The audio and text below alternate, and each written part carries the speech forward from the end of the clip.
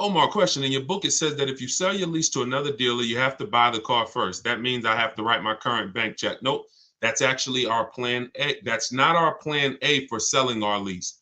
If you have what most people do who are trying to get their lease equity, if you don't know you could sell a lease, if you didn't know you could sell a lease type of one, this is going to be relevant to you.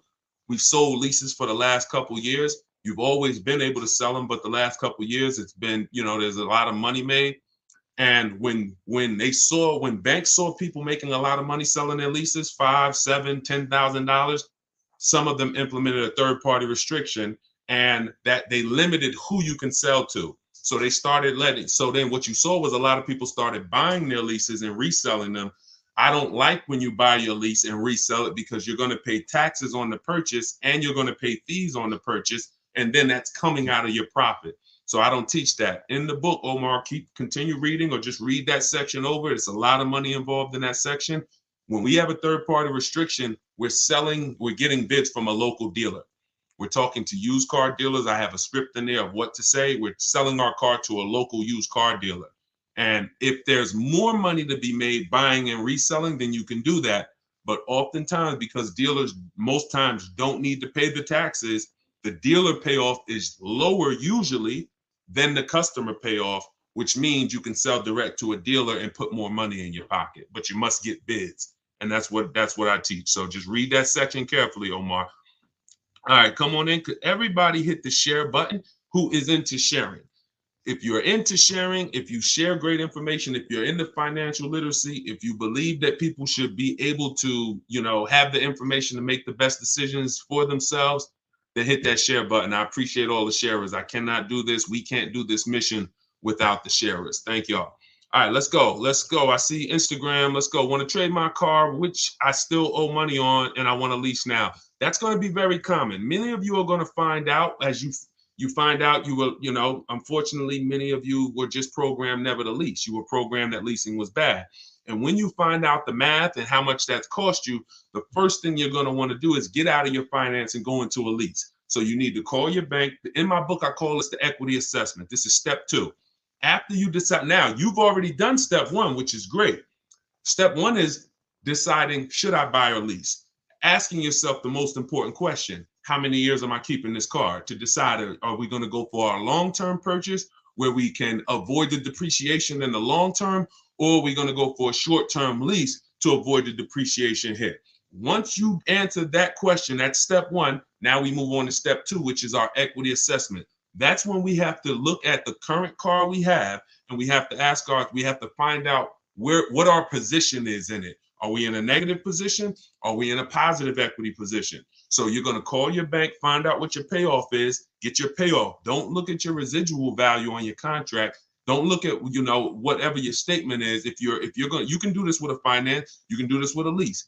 The equity assessment process starts the same way. You call, you get a payoff, you find out what you owe, and then you're going to go to the online bidding, to the online car buyers, and you're going to get offers so that you can find out relative to what you owe, how much is the market value of your vehicle. And the market value is based on how much someone's willing to pay you for the car. It's not based on what an algorithm site says. It's based on, I got 6, 7, 8 cash offers, which is when you follow this process, that's what you're going to get.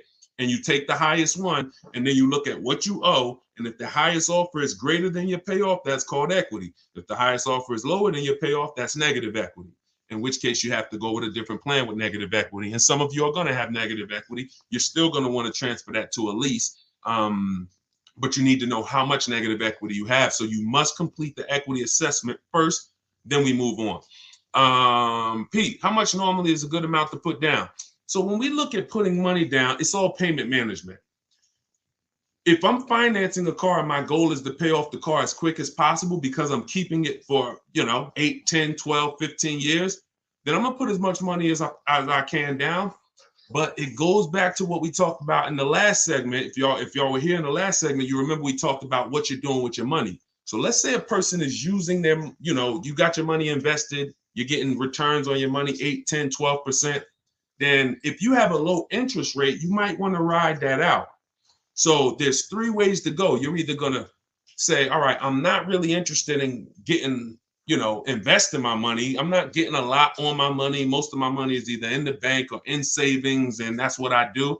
In which case you might say, I want to pay off this car as quick as possible, and then I want to just have no car payment. So I'll put more money down in that scenario. In a second scenario, you're investing your money and you're say, okay, I'm going to leverage, I'm going to use the bank's money at a very low interest rate if it's available, 2-3%, 0%, 0.99%. I'm going to use this money, let my money make more money for me, and then I'm going to put as little as possible down. And then the third case is when you say, okay, well, the third case is probably going to cash or a lease scenario, but that's how you would compare it. It depends on your personal choices, what you're doing with your money, and if you're not into investing and making a lot of money on your money, then you probably want to get that car paid off as quick as possible. In which case, put as much as you could afford to put down so that the loan's out of the way as soon as possible. But it's all personal. All right. I see from IG. Is it a way to get a lease without a down payment? Look, are you kidding me? And that's not an insult to your question. That's just, this is all we do. I know you might have looked at these questions and you said, you might have looked at these lease deals online and you see all of these deals that say, hey, put 3,000 down or the $32.99 do it lease signing. Listen, the lease is custom. You choose the mileage. You choose the structure. So the way we shop, this is all in my book and this is all in my free videos. So as you go through all my free videos, y'all gonna hear all of these things match. Whether you on these lives with me, whether you watching my videos, could we keep hitting the likes on TikTok? Let's shoot the likes up even more. Appreciate y'all. Whether you're looking at the free videos, whether you're on a live or whether you're in the book, you're gonna see they're all the same. So when the way we shop for a lease is we are picking our car and we're going to get our offers with only first month payment out of pocket, 12,000 miles per year. If anyone tells you they can't do that, they're lying to you. Straight up, they are lying to you. And that's why we never put our faith in one dealer. In my book, I have something called the 25-to-5 strategy, where we're connecting with 25 local dealers online in 20 minutes. I know it sounds crazy, but when you got a computer and you know where to go and what to say, and you're using copy and paste messages, you're just letting them know. I'm gonna let 25 dealers know in 20 minutes what I'm looking for, because out of that 25 dealers, maybe 10, 12 are gonna have a car that I'm interested in, depending on the car, maybe 10, 12. And then out of that, I'm looking to get 5 to 7 offers. So it's 25-to-5, 25 connections, 5 offers. And until you start doing this, until you start looking at 5 offers, y'all, you're not going to see how overpriced some dealers are. When you start looking at 5 offers, you're going to see how overpriced some dealers are. And because about 80% from what we see, and I've worked with hundreds and hundreds of people around the country, over 1,600 people now in my private group, there is 80% of dealers are going to take a shot at you to the tune of thousands and thousands, but 20% of dealers are going to be the best. They're going to be honest. They're going to make shopping from home easy. They're going to try to beat their competition, and that's the people that we end up purchasing from or leasing from. Is it better to lease or buy when using for a business? It depends on the type of business. The only business that I say it's not better to lease. See, leasing is for people who are not keeping their cars 8 years. Very simple. It's called the 8-year rule. And when you see that what it's about is avoiding the depreciation hit. When you're buying a car, your biggest expense by far is depreciation. If you buy a car today for $30,000, brand new car, what's that car worth in 5 years, y'all? Throw some numbers out there. If you buy a car today, $30,000, brand new car, what's that car going to be worth in 5 years? Throw some numbers out there. Thanks, Ed. I see you, man. Appreciate you. Look, let's see what people come in at. Hold on, hold the question, Dolan. Now I got my man Dolan working in the background so we can see everybody's question. But hold on, let's go deep on this. It's not going to be worth 17. If you could buy a car for 30,000 and then it's worth 17 in 5 years, that's not going to happen. So let's just and 22. See. All right, this is a deeper problem. Let me hit on this, y'all. Let me hit on this. This is a big problem. All right. Some of you let the last 3 years fool you. And this happened to car dealers too. There are still car dealers out there that think this is pandemic, and they're trying their best to hold on to what was. I used to, during the pandemic, some car salesman says, man, somebody will walk in, I tell them they got to pay $8,000 over sticker, and I got it. I could get them to pay that. They're still trying to hold on to that. They don't realize that over a year ago, their competition started adjusting and started really doing, well, their competition was doing deals from the get-go. So that's them. But let me talk to you. If you bought a car in 2018, 17, 16, 19, 20, early 2020, you could have sold that car and actually either made money. In fact, most people made money. That's gone. Don't let that get you thinking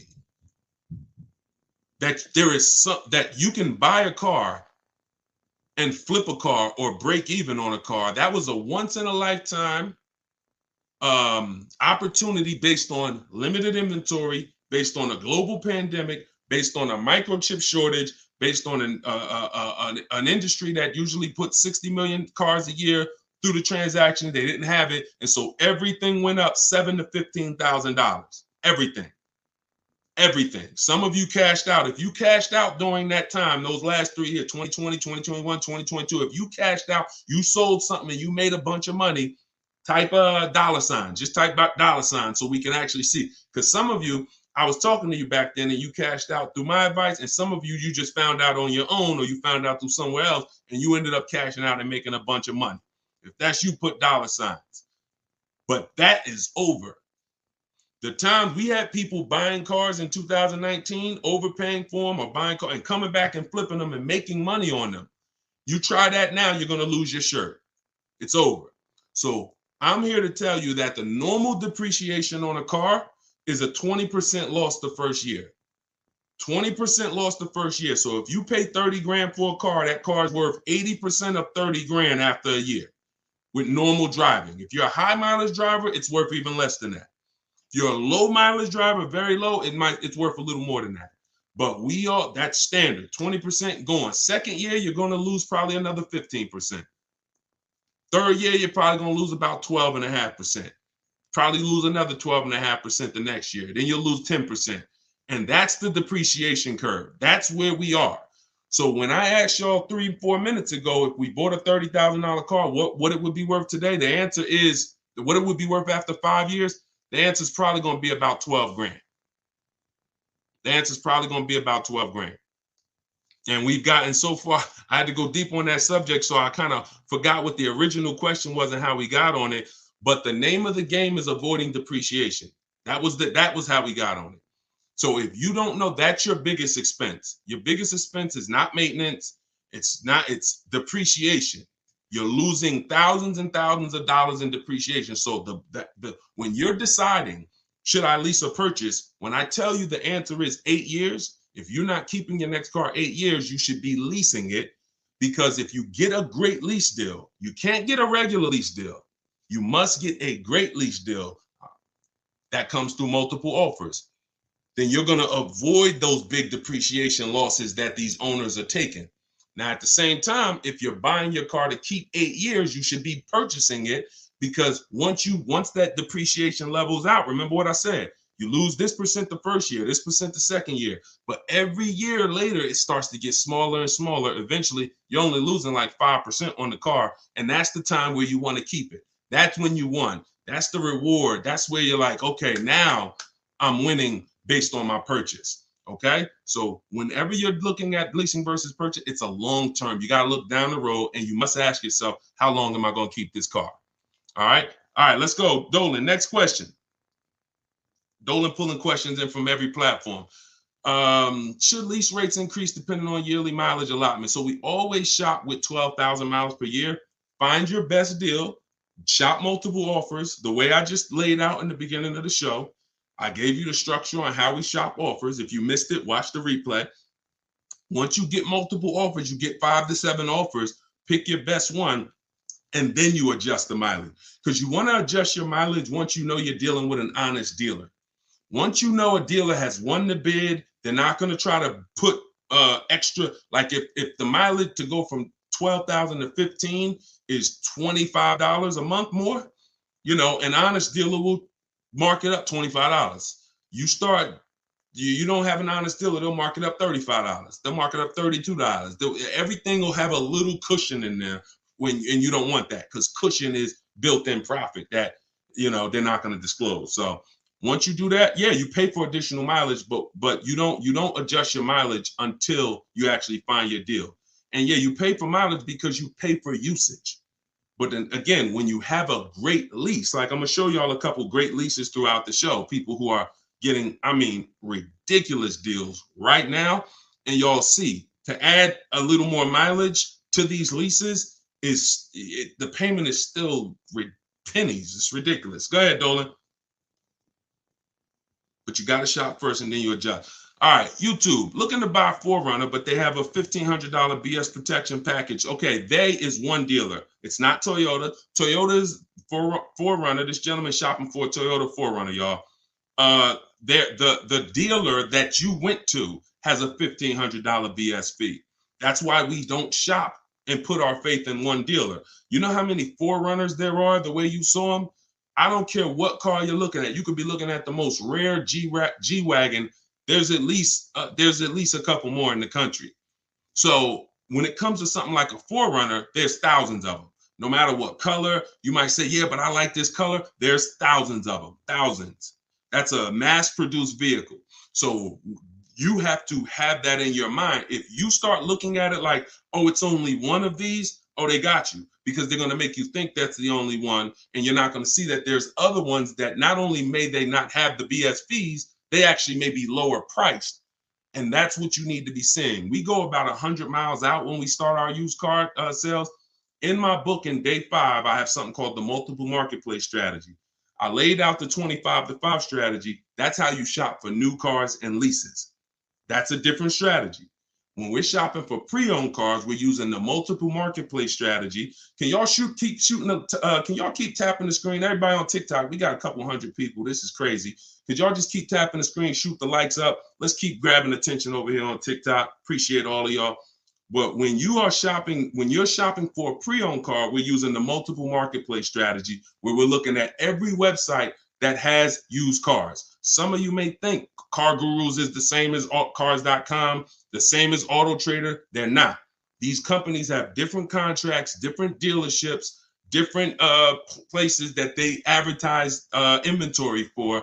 And not only are you shopping those marketplaces, you're shopping the Carvanas, you're shopping the CarMaxes, because occasionally, sometimes they'll have the best price on a particular vehicle. You never know what they're going to do. So if you're not shopping them and looking at all the used car inventory, you are going to miss the lowest price in the market.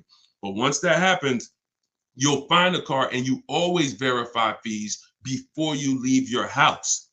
You never get to a dealership and have fees pop up on you that you didn't know about. That means you didn't give a call and find out the bogus fees beforehand, in which case you let somebody waste your time. So you can't negotiate. That's why I got a video. Some of you may have seen it. We don't negotiate with fake fees. We don't do it. We don't do it. It's a losing battle. All right, go ahead, Dolan. Let's keep it rolling. I'm trying to get through as many as we can today. I want to go through as many questions as fast as possible. How do I know how much equity I have on my lease? It's a very common question, y'all. I mean, we're kind of getting a similar question asked in a different way. Call your bank, find out what you owe, what your payoff is. Go to the marketplaces that I mentioned earlier to get offers. CarMax, Vroom, Vroom's out of business, sorry. CarMax, Driveway, Carvana, Kelly's Blue Book Instant Cash Offer, AutoNation, and Car Gurus, Sell My Car. That'll get you about 6 offers. Now, whenever you're using those websites, you'll get to a part where it says, is the vehicle owned, leased, or financed? Just put owned, because their websites have something built in where they say they can't buy leases, because they out of all the leasing companies, some have third-party restrictions and some don't. But their websites are not set up to see who has third-party restrictions. They just kind of blocked it, because I'm sure they had thousands and thousands of people, when everybody was making all of this money, calling them saying, "Oh, I want to sell my car to you." And then they looked at the contract and said, "Oh, we can't buy it." So they basically just put a block on their website. But if you don't have a third-party restriction, and there are several leasing companies still that don't have a third-party restriction, meaning you can sell to anyone. But if you do have a third-party restriction, we take those offers that we got from those online car buyers, then we call a local car dealership, we call a local brand, and we speak to the used car manager, and we get a couple offers from used car managers, and we sell direct to them. And we avoid any fees. We don't buy and resell. I can't think of one person. You can leave that up, Dolan. I'll get right to it. You can leave that up. I can't think of one person that has learned from me that actually bought their lease and resold it. It's just you're losing thousands of dollars in taxes and fees. It's just not worth doing when you can sell direct to a dealer. Go ahead, Dolan. Next question. Let's keep it rolling. I'm loving this. Thank you. Could everybody tag a friend? Everybody's not going to tag a friend, but if you are somebody who tag, I'm telling you, your friends will be upset if they find out that they went and bought a car a couple months down the road and they end up overpaying for it, which most people are, and they find me later and you didn't share it, and they like, yo, why didn't you share that guy? Yeah, I've been following Deshone for years. You didn't share his stuff with me. So don't be that. You don't want to have that. It's an awkward conversation. You might as well just tag a friend, think about somebody who you love, and share this wisdom with them. Let's get everybody saving money. All right, we can't find a lease for less than $500 a month. Every time we turn a car in, they increase the lease amount. We love Jeep, but we are now trying to, but they're calling us, telling us the interest rate is high. We have 12,000 miles left. So, I mean, if you can't get a Jeep, so this was somebody that got a Jeep in our private group. Let's see. Hold on. Let me go to my let's see, who got a Jeep? I gotta label these different. No, I gotta label these different. Ooh. Jeeps have incredible deals if you know how to shop. Anybody who's interested in leasing a Jeep Grand Cherokee, which kind of Jeep is it, Liz? If it's a Jeep Grand Cherokee, let me see if I can find this. See if I can find this person, because I know that deal was ridiculous. Hold on. I just want to tell you how the difference in shopping and getting multiple offers, because if you already have them calling you and telling you that every time you see, I know that scenario where she just said every time we release from them, the price goes up. That means she's buying and leasing from the same dealer. So in most cases, when you're leasing from the same dealer, every single time you get a deal from them, they're going to bump the payment up a little bit. Very rarely is it going to go down, because they've conditioned you for it to go up a little bit every single time. Now, in the case of the pandemic, they had people jumping up $150 a month. But when it comes to Jeep, hold on. What kind of Jeep? Is it a Grand Cherokee or a Wrangler? I know I have somebody in my group that just got a Jeep for it. They saved like $7,000. And that was on a limited. That was on like a $59,000 Jeep. Oh, that's right. I text my friend the deal because she was shopping for a Jeep, and I text her the deal. So let me actually see. Here we go. All right, here we go. That's right. Okay. She got a $45,000 Jeep Grand Cherokee. If y'all can't see this, this is Raphael. She got a $45,000. Now, I don't know how you're equipping your Jeep, but hers is $45,925. She's paying $549 a month, and that's all the money she gave them. She put $540, she gave them $549, and she drove off. So if you are somebody who says, all right, that deal is ridiculous, I'm gonna put down $1,500 more, drop my payment to like probably about $1,500 more out of pocket, will drop that payment to probably $498. And or you might say, Deshone, I don't even need the limited. I see she got the blacked out one. I don't need all of that. I'll take one that's a little less than that. But this was last month.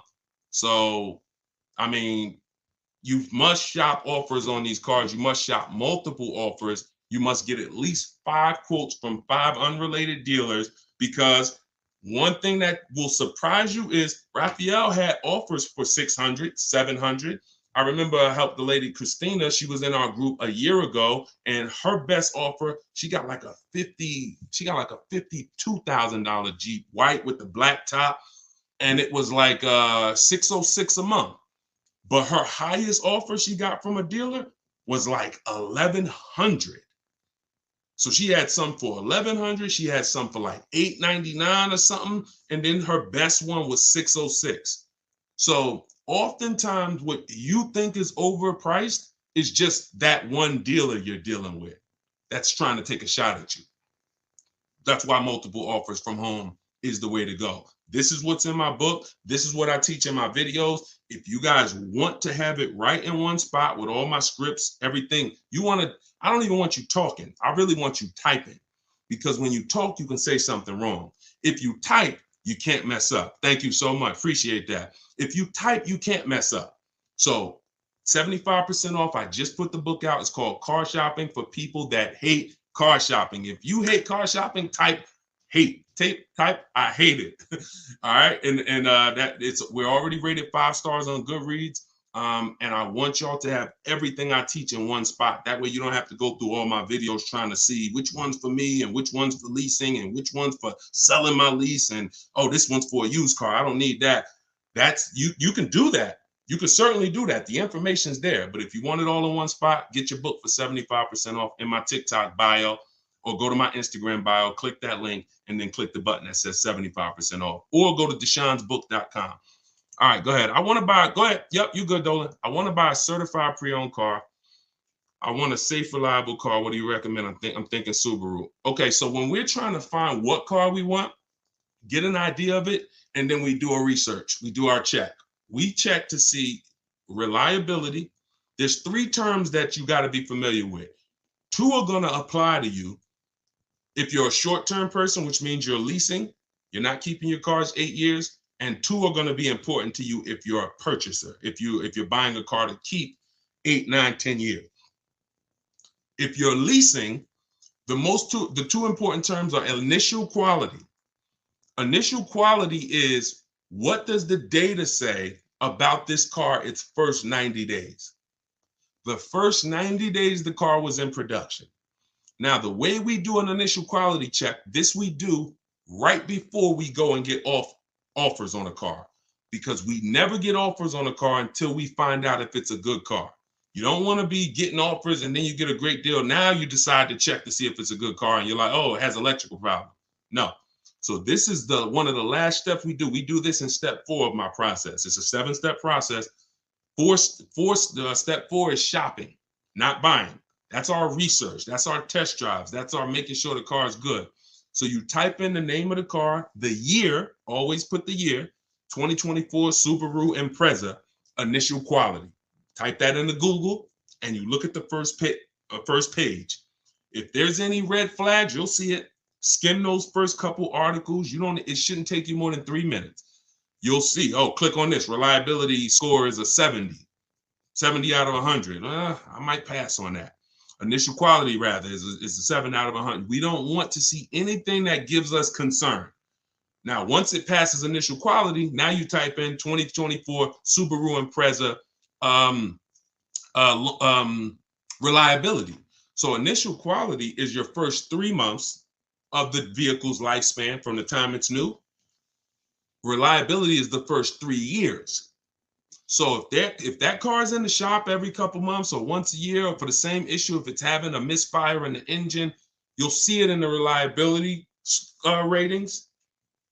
For somebody like you, Tina, you want to look at both the reliability, and then you want to type in 2024, whatever year you're buying, 2021 Subaru Impreza longevity. And you want to do the same thing.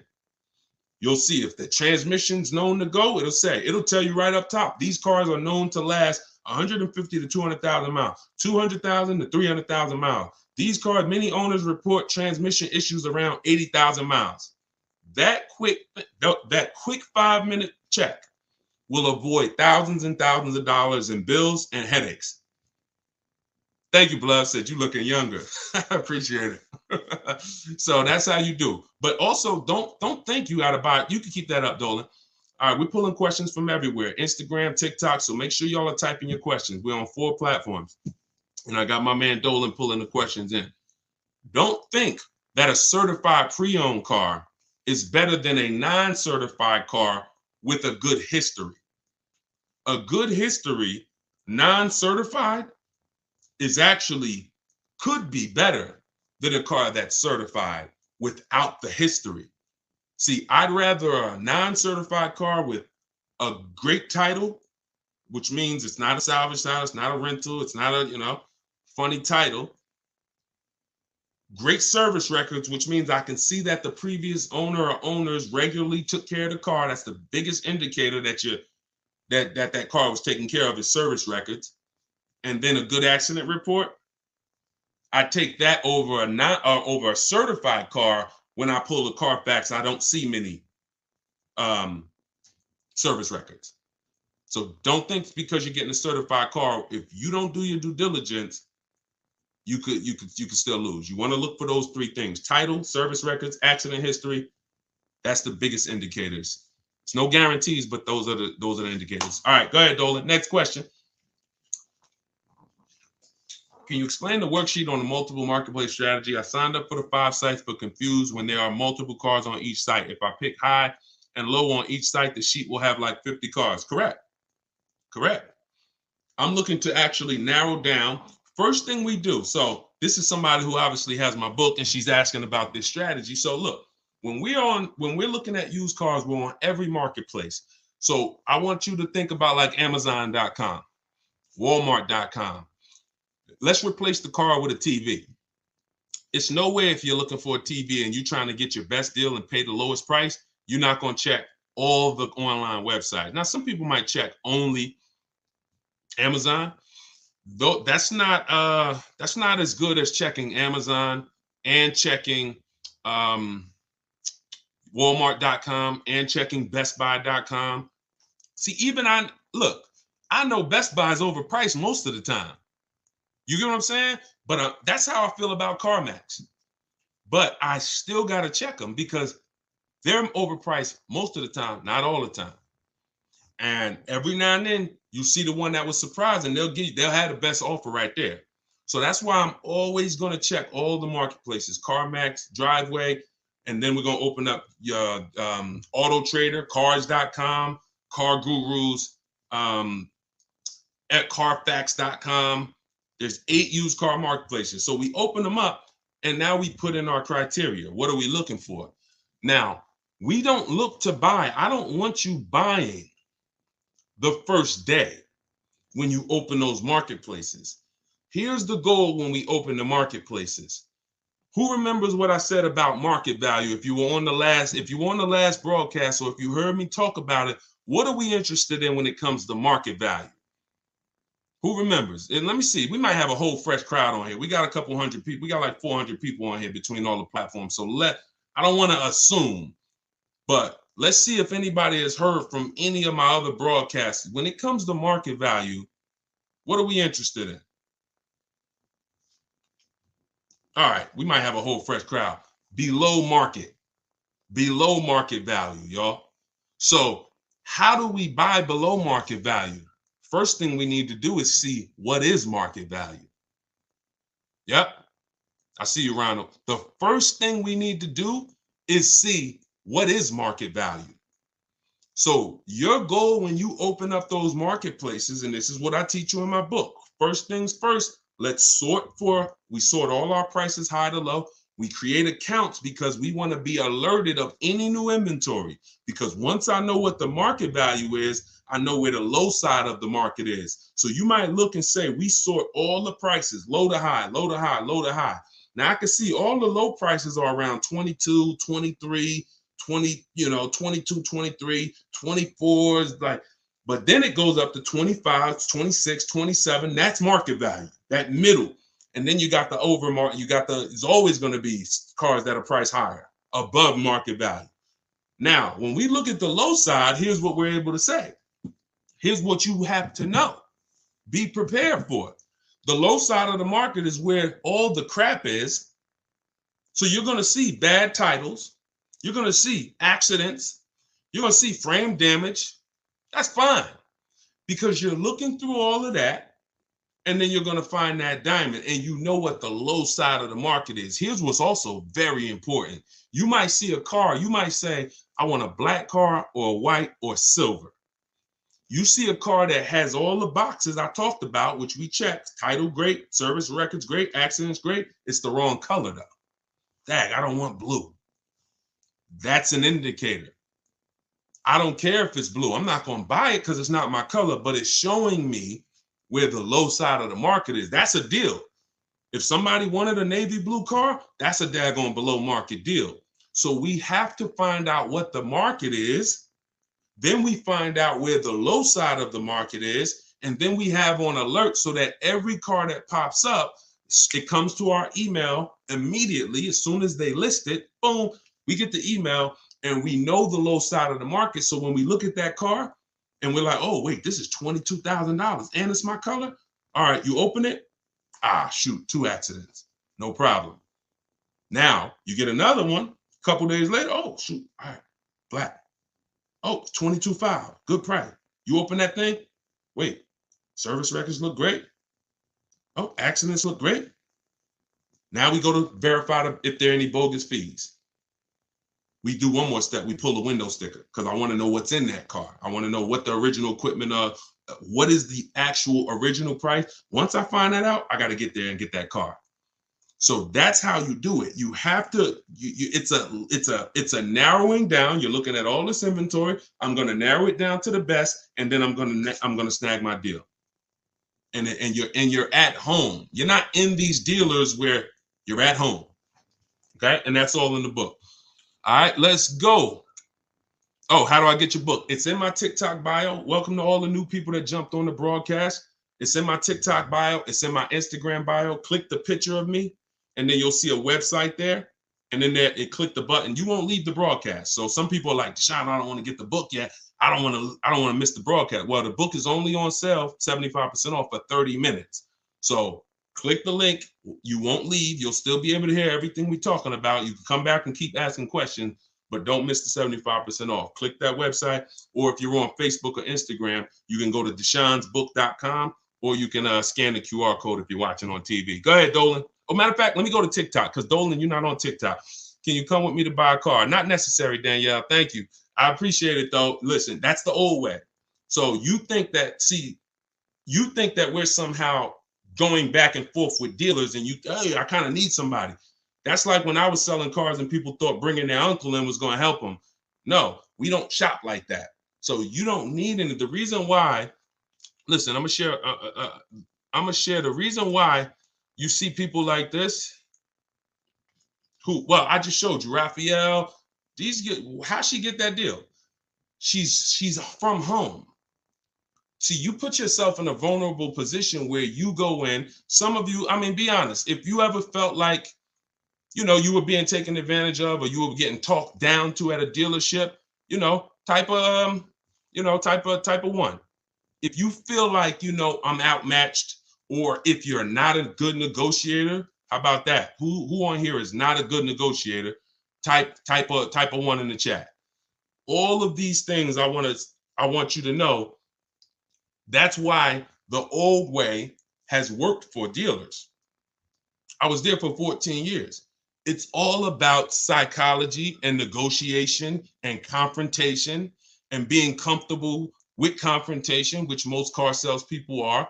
Most people, unless you're like in that business, you're not. So you want to get it over with as quick as possible. Someone who's fighting for their money doesn't mind being uncomfortable with you for an hour or 2 hours or a couple days or weeks. So you have to now take away that power, put yourself in a different position where you're in control, and that's in your house. That's why you don't need me. You need if you use what I teach. If you do it your old way, then yeah, you need somebody, and you're still not going to get your best offer because your best offer comes from shopping multiple dealers. But once you start shopping multiple dealers, you'll see they'll be jumping through hoops, and you'll feel like, dang, I got the power now. That's the name of the game. Go ahead. I'm going to do another one from TikTok because I know Dolans, you're not pulling. We'll get back to IG. We got all questions coming from everywhere. I just don't want to leave TikTok out. Would you recommend buying a car outright, cash, no note? Yeah, we talked about that in the last hour. If you're not invested, if you're not investing your money and the bank's money, if the bank, look, It depends on if you're investing your money. If you're and you're making money on your money, those people don't usually put their cash in cars. They want to keep their money making money. But if you're not really investing, then you probably want to just pay cash, get the transaction out the way.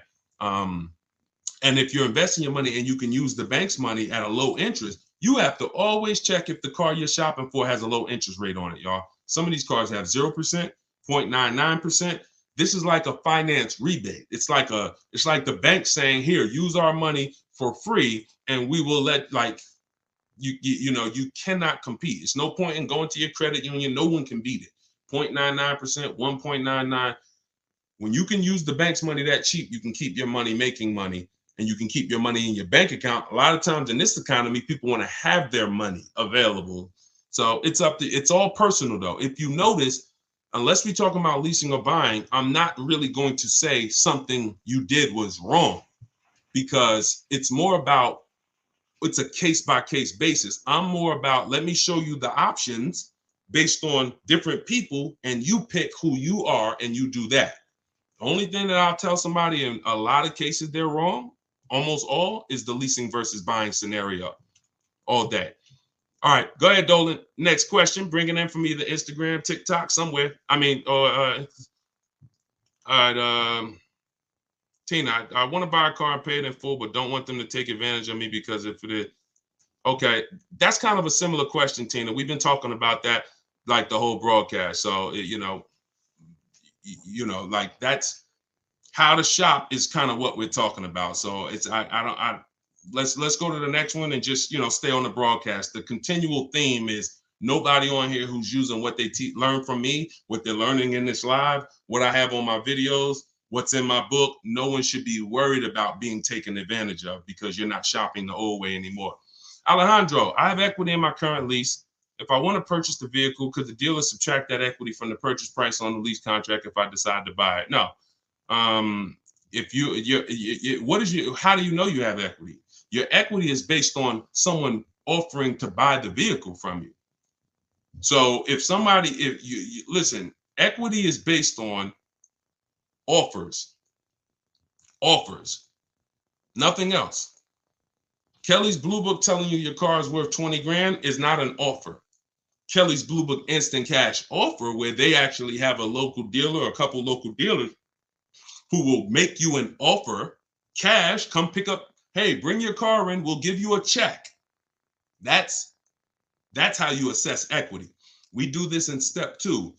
Once we decide whether we're leasing versus buying, which is the foundation of our car deal, you can't get a great deal if you purchased, but you should have leased. Can't get a great deal. It's over. You're on the wrong foundation.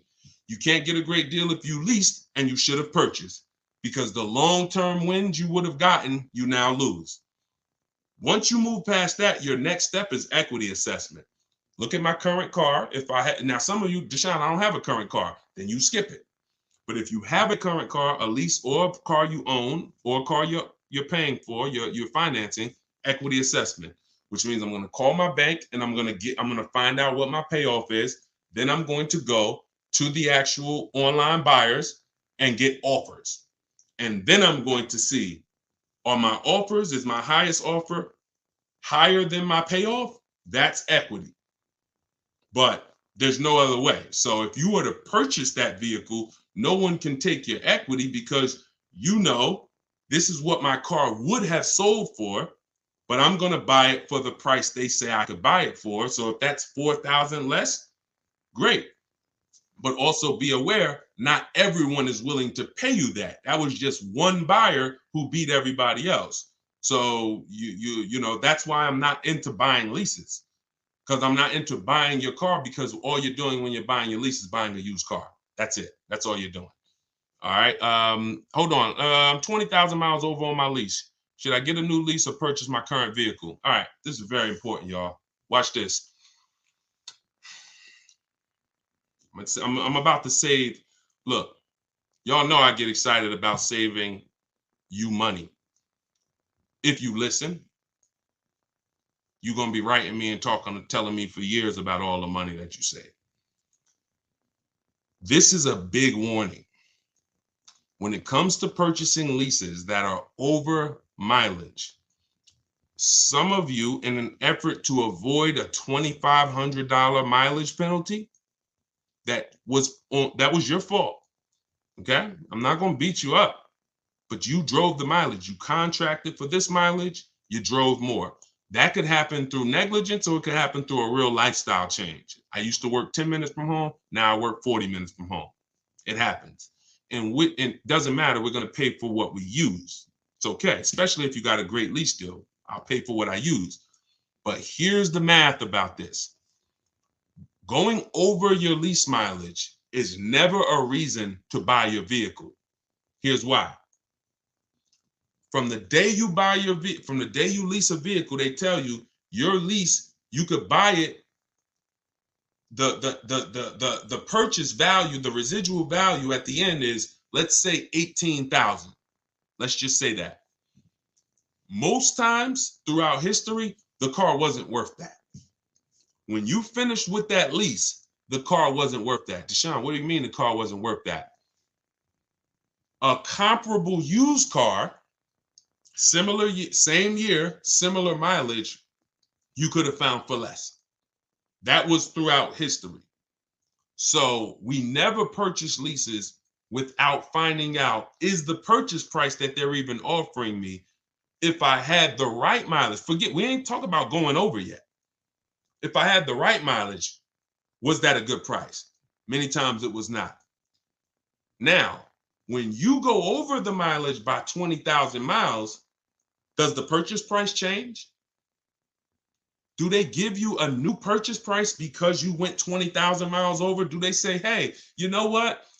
It was 18, but because you put all those miles on it, it ain't worth 18 no more. You don't care. We'll give it to you for 15. They don't do that, which means you are actually overpaying, because you're paying the same price that they said you should. If your car had 36,000 miles, you could buy it for 18. Your car got 56,000 miles and you're about to go pay 18. That's why going over mileage is never a reason to buy your lease. It's even more reason not to. It makes the car even more not worth what that buyout price is. So the best thing for you to do is to assess the penalty. First thing to do is see, you're going to compare three things. Can I sell this car? Using the equity assessment, we talked about that. Either watch the replay, get my book at 75% off in my Instagram bio, go to step 2, which is the equity assessment, get my book in the TikTok bio, click the link and get it for 75% off. It's normally $97. You could be reading it in a matter of minutes. And then what you do is you go to day 2 and you do the equity assessment and you see, all right, how much could I sell this for? If I'm going to lose, now I got to see what's the smallest loss I could take. Now, you might be able to sell it to a buyer. Let's say CarMax wants to buy it, they win the bid, and you might only have to come up with $1,000. I'm just making a number up. Sell it to them, pay the difference. It's better than a mileage penalty. It's better than the penalty you're going to hit. Now, second scenario is you actually see, if I was to replace the car now, what's the mileage penalty and the payment penalty? Because what most people don't understand is you have payments remaining. And some of them, so it's so many lies that's been told. I feel bad for y'all, because you don't know from which angle is what. Because somebody you might say, oh, well, I went in with, I had 3 payments left. I had 6 payments left and the dealership took care of them. No, they didn't. No, they didn't. In 99% of the cases, those 6 payments you had got rolled over to the next car deal. So those payments didn't disappear. So what you're going to do is you're going to compare. If I sell the car to the highest bidder, what's my penalty? Or maybe I went over on my Jeep mileage. This was back when the market was real high. I was over about 6,000 miles and I still sold my Jeep for $8,900. Again, everything in the world, every car in the United States was worth 7 to 15 grand more. So just because you're over miles don't mean you can't sell that car and close the gap. Second thing you want to compare is, if I get out now, what would the mileage and payment penalty be? Third thing is, if I just drive and go to the end, what would the mileage penalty be without the payments? Because if you got 3 payments left of $500, you got your mileage penalty and you got $500 in pay, $1,500 in payments to account for. So this all is structured. Very important. This is why some people say, Deshone, like, man,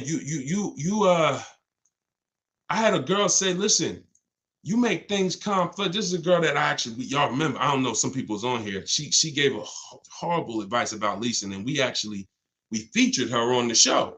I don't know if she ended up seeing the video or not, but she wasn't too happy. Naturally, I wasn't attacking her personally. I was just attacking what she was saying about leasing. Her video was incorrect.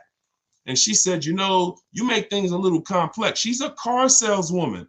She's in the business. And I said, listen, you've been taught, young lady, that this thing is supposed to be this simple. Why do you think people out here and they hate it? It's simple, but you're losing money. See, if you just take it a little more serious, I don't need you to treat it like a house purchase, but it's the second most expensive purchase behind a house. Let's treat it like that, and you'll save the money. But if you're not willing to treat this, every time you purchase a car, you should be treating it like a small house. I'm gonna take this finances seriously. I'm gonna have me a strategy. I want to make sure I keep the most money possible. And when it comes to leasing, you must structure your lease right, or you're not going to enjoy leasing, and you're going to have these penalties that you shouldn't have had unless you had a lifestyle change. All right, go ahead, Dolan. Let's keep the questions rolling. I had a few on TikTok, and what you're going to find is somebody's going to ask the same question you have. So even if I don't ask you, literally some of you are going to be like, oh, that's the same question I had. All right, so is it true if you end your lease early by having the dealer buy out your car because they need inventory, you always lose? No, if somebody buys your car, that's a clean transaction. Just make sure that you know what you're going to walk with. No, you could sell your car a year into the lease. If you do your equity assessment and you see, man, I could get out or I could break even, clean transaction. There's no losing in that. Unless you put a bunch of money down, which is why we tip. If you put $4, $5, $6 grand down on your lease because you wanted to lower that payment to a comfortable zone, then you don't really want to end that lease early. All right. YouTube, do you think there's another shift in the new car market that will bring the price back down to a normal? I'm sorry to tell you, prices is great. Felicia, when it's just they're not good for you. You gotta get your skills up. I'm gonna show you something. I was helping I have a car buying school. Besides my book, I have a video school where I coach people around the country. I started that school because people were out here getting killed in 2021. November 2021, I opened the school, online school. Felicia was our first graduate. Middle of the pandemic, January, she got a BMW X1. She saved $1,950 off the price, a $1,950 discount. And that was the first indicator that I don't believe what the heck going on out there. Now, for those of you who, if you use what I'm teaching you, deals are everywhere. Deals are everywhere. Look at what I'm showing you. You saw Greg. $56,000 vehicle, his lease payment is $527 a month. Look at the date.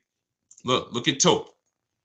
2023 BMW, $54,000 vehicle, $690 a month. Look at Danielle. Look at the date. Look, $44,000 Audi, $550 a month. I hadn't seen. Look, $2,086 discount on a Toyota Camry. We've been making deals. If anybody's out, look, if you're gonna be in my world, and I do want you in my world, don't believe what people.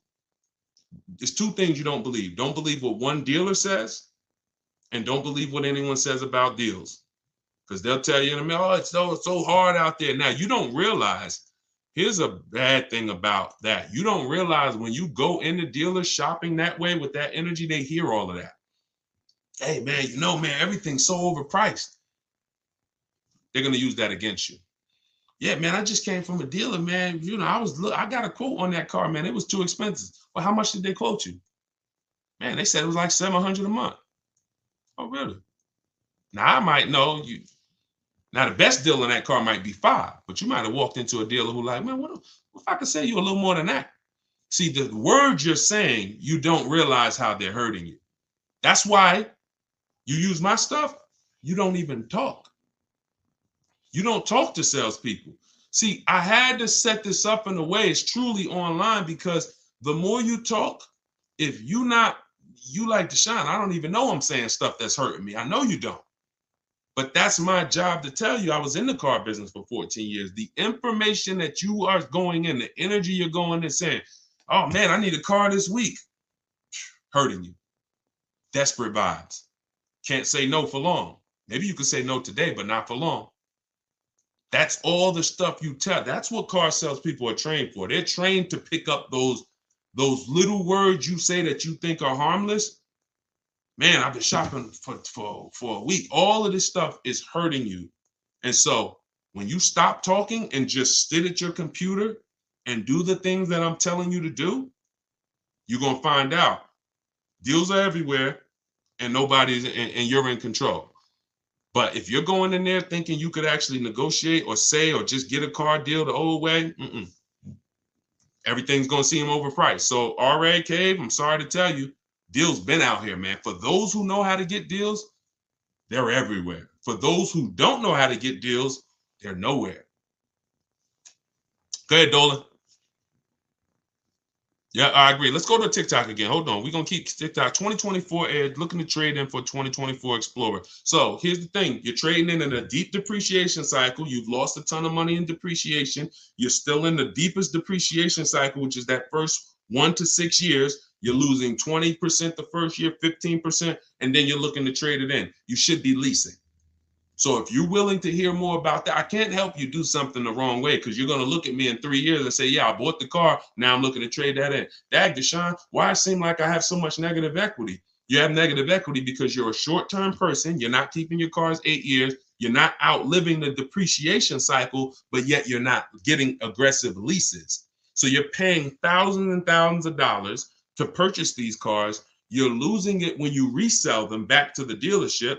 And then you're doing it all over again, over and over again. Meanwhile, somebody who's leasing these same vehicles, a Ford Edge, they were probably paying $400 a month, no money down. You've paid thousands and thousands and thousands of dollars into that Ford Edge. Now you're looking to try to get that back and do it again with a Ford Explorer. Person, you should be leasing these cars. If you're not buying your cars to pay them off and outlive that depreciation, which is going to be heavy the first 6-7 years, I have something in my book and everything in my videos. I call it the 8-year rule. If you're not buying a car to get to that stage, that level of ownership, you should not be shopping for purchases. You should be shopping for aggressive leases. And then you're going to see, wow, now that my deal is on the right foundation, I'm actually saving thousands and thousands. You'll be able to see it. I don't think there's anything more liberating than a person who's been purchasing for years, putting all this money into these cars, who turns around and starts leasing. Like, you're going to see all that money you were putting in the cars in your bank account now, and you're going to be amazed. When should I look for a vehicle? Before leaving a job or after starting a new one?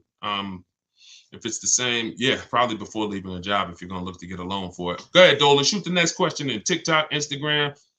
Instagram, Facebook, YouTube. Send it in. All right, Facebook. My lease is due in December. I don't understand how to sell the lease. Just watch that part over, Peggy. I don't want to continue because there's people who've been on here. I don't want to listen. I know that there's only about 25 questions, 30 questions total that all of you could have. That's why you could sit on the broadcast and you could benefit, because someone else is going to ask the same question you have. But what I can't do is answer the same questions over and over again, because now I'm just doing a disservice to the people who've been on. So what I would tell you is watch wherever platform you're on. As soon as we end the show, we post the replay. So watch the replay and get the actual and get that part of the strategy, because I want to make sure the show's quality. I don't want people listening saying, Dad, he answered that question 3 times. Okay. Go ahead, Dolan. Shoot the next one in. Looking at buying a new car that just got redesigned. Okay. Should I wait to see how the new model rates before buying? Definitely. Oh, that's a great question. Who's heard that you should not buy a car the first year it comes out? If you've heard that you should not buy a car the first year it comes out, type of me in the comments. Y'all killing the likes on TikTok. Thank you so much. Y'all just keep tapping the screen as you come in. If you got time, every couple minutes, just throw some taps in there. Keep shooting those likes up. I appreciate everybody who's doing that, and I appreciate all the sharers. All right, so you see, got a bunch of people from every platform who's heard. Look, he's speaking facts. Make sure y'all lock in and invest in his resources. I appreciate you. Thank you, Linda. So now, a car being redesigned, thank you, LA. A car being redesigned is not the same as new engine, new transmission, new steering system. Redesign could be the same components, in which case, Janine, I'm not worried about a car that's been redesigned that has the same components. But if it has new technology, new things they're experimenting with, certainly you might want to give it a year before you actually you don't want to be the guinea pig. You don't want to be the guinea pig because you're rolling the dice. Could be great, could be horrible. Okay, great question. Go ahead. Next question, Dolan. Welcome to all the new people. If y'all don't know, this is Car Shopping Secrets. This is what I'm thinking about calling this show, because it's really, the things I teach aren't secrets, but they're not well known. And I would say I probably only know half of them because of being inside the car business. So I guess those would be secrets. And then the other half are just really learning finance and learning numbers and learning, the numbers. So those are not necessarily secrets. But yeah, I'm doing this live show, and I will always, for the time period, we're promoting my new book. So my new book is a digital book. It's called Car Shopping for People That Hate Car Shopping. So if you're like, Deshone, that's me, then this book is for you. 7 steps. It's called 7 Steps to Saving Time, Money, and Avoiding Dealerships. It's a digital book because I'm going to update it every time I need to. For instance, y'all used to hear, some of you may know in my videos, one of the people who used to bid on our cars was Vroom. One of the people who used to be a marketplace we would shop with is Vroom. Vroom went out of business a few months ago. I had to have with a digital book. All I did, we went in, me and my team, we snatched Vroom out, boom. Everybody who had the book didn't have to go there and say, "Dag, Deshone, you sending us the Vroom," and they're out of business. We updated it, the file got updated, and we're able to keep it fresh. That's why the digital book is the way to go. So, but I'm doing 75% off as part of our official launch. And so it's normally $97. You can go to my TikTok bio and click that website. You won't leave the broadcast. You won't leave the show. Same thing on Instagram. My Instagram bio, you won't leave the show. Get your book. If you're on Facebook or YouTube, you can go to deshonesbook.com, or you can scan the QR code and get your 75% off. But you'll see there's a timer. Once that 30 minutes is over, book goes back to $97. Go ahead, Dolan. Shoot the next one in. All right. This is IG, Instagram. Should you buy extended coverage on a used car? Great question. So if the car has, listen, Diva asks, should you purchase an extended warranty when you buy a used car?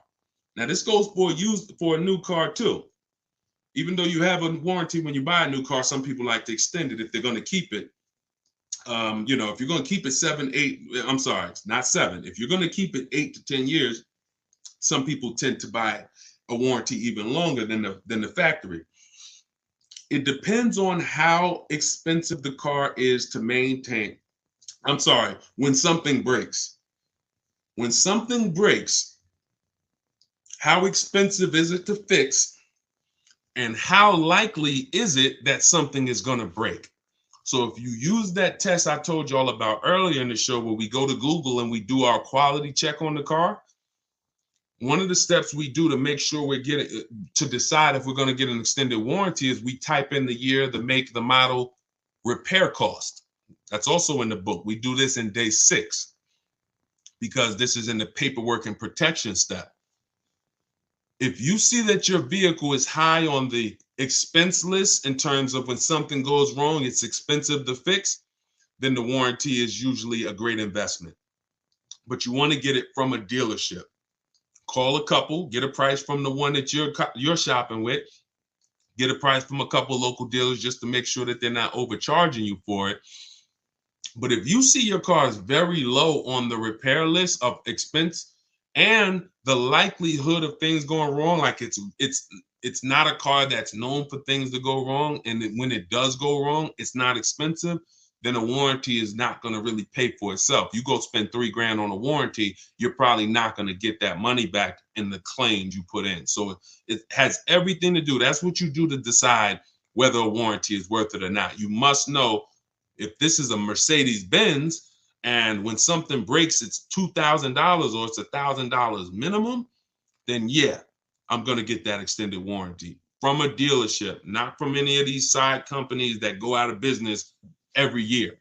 All right, go ahead, Dolan, shoot the next one in. All right, keep typing your questions, y'all. We on here for a couple more minutes. All right, yeah, I'm loving this. And listen, and we want to keep the show fast paced. Our goal is to make sure that every time we do a show, now y'all gonna see it's certain things that I want to go deep with on it. I'm gonna do something soon called where I show y'all like this it's a couple subjects that y'all see when we do a show. You're gonna be like, oh great, this ain't the time for questions. This is the time for me to just sit here and look at this. And I'll be asking y'all questions because y'all gonna be participating. But if we're doing straight up Q&A like this, we want to get through as many as possible. Go ahead, Dolan, shoot it up. Deshone, can you just go with me? All right, Dolan, you playing. Why you put that question up? Go ahead, next question, Dolan. Crystal, you didn't see somebody ask that same question. And what I said was, when you learn to shop from home, you don't need anyone with you. That's like saying, Deshone, can you come to my house and teach me to shop from home? We shop from home. And we don't spend more than 30 minutes in a car dealership. This stuff sounds, if you just jumped on the broadcast and you don't know me, you haven't used my stuff before, it sounds crazy. Deshone, how are you getting your best offer? But we have thousands of people doing it. They're using my system for shopping on home. The things I'm talking about in this live, the things I talk about in my social media videos, they took it and they're using it. The things that's in my book, they're using it. They're not deviating from it because it's an oil and water. My system and the way I'm teaching y'all to shop is nothing like the old way you've been shopping. It is oil and water. You can't mix them. You're either going to do it my way and try it and then say, Deshone, I love your way. I'm never doing it any other way. Or you're going to do it that old way and try to mix little things from my system, which is still the old way. So when I say follow it to the T, you're going to win following it to the T. And in which case you don't need anyone with you because you're at home and you're making your deals before you ever leave your house, whether you're leasing, purchasing, getting a new car, used car, that deal is made before you ever leave. If you're going to see a used car, you're not going there hoping to get money off. Now we do ask for a couple hundred off when we're there, but we don't leave our house unless we know it's already the lowest deal in the market. So even if they say no after I test drive that used car, he might say, listen, I'm gonna be honest with you. And when you got the lowest deal in the market, you got honest people. So you get out there and you're like, hey, listen, I love the car. I just test drove it. I'm ready to make a deal. Take off another $750. And again, you don't get obnoxious because when you know the market, see, when you don't know the market, you insult the lowest price people. And you don't know because you think there's always more. No, it doesn't matter if he's the lowest in the market. There's more. And listen, and you end up walking away from the best deal in the market. But when you know the market, like you're going to know using what we talked about, you get out there, you say, listen, it's another $750. I'll take it right now. Listen, I'm going to be honest with you. I got that car priced to sell. It's the lowest in the market. And you're going to say, yeah, I know. Let's go. And sometimes they'll say, listen, just because you came out so quick. And a lot of times they'll say, look, I just posted it too. See, because remember what I told y'all earlier about the alerts we get. So a lot of times we're one of the first ones seeing the car and it hasn't had a chance to have a lot of people see it yet. But you get out there, you ask for another $750. Maybe they split it with you, you win. If they don't, if they're like, man, listen, it's the lowest price in the market. I know it is. You don't know. Dealers use a tool called V-Auto, so they know when their used car is the lowest price in the market. So, and if they say, look, I don't have any more money to give you, no problem. Let's go. You got a deal. It is the lowest price in the market. I just wanted to ask, either way we win. But that's the only time we're talking about numbers is on a used car. And before we ever get there, we already know it's a deal. You get what I'm saying? Go ahead, Dolan, shoot it up. All right. This is Facebook. I'm on my third Land Rover lease, and it's ending August at the 39th of the month. I'm guessing you meant 29th. I purchased your book and briefly read it and learned I could sell it to CarMax, being the most equity back. Okay, perfect. Following the steps. I have 12,000 miles per year. Thank you for purchasing the book, by the way, Crystal. I love it. I have 12,000 miles per year, and I'm currently at 28,000. Great. I will call Chase Land Rover. Chase doesn't have a third-party restriction unless they changed it. Don't quote me, but Mazda's leases are done through Chase, and I've helped so many people sell. My mother. My mother had a Mazda lease. My wife's best friend. So if Chase still doesn't have a third-party restriction, then you can literally just cash out. You don't have to take third-party restriction part of the book that I say. Go ahead. I'm gonna keep reading to see if I have end of the lease clause. But if I don't, how do I sell to CarMax without being dishonest about owning it? That's fine. You won't. All you do is call them and set the appointment. They're gonna do all the details. They don't expect people to know what you know. They don't expect people to know the difference between a third-party restriction and a lease that doesn't have one. So they're working with, unfortunately, they're working with unaware buyers. So most of the time they don't want to waste their time. But when you set your appointment up with CarMax and you tell them there's no third-party restriction, you'll be fine.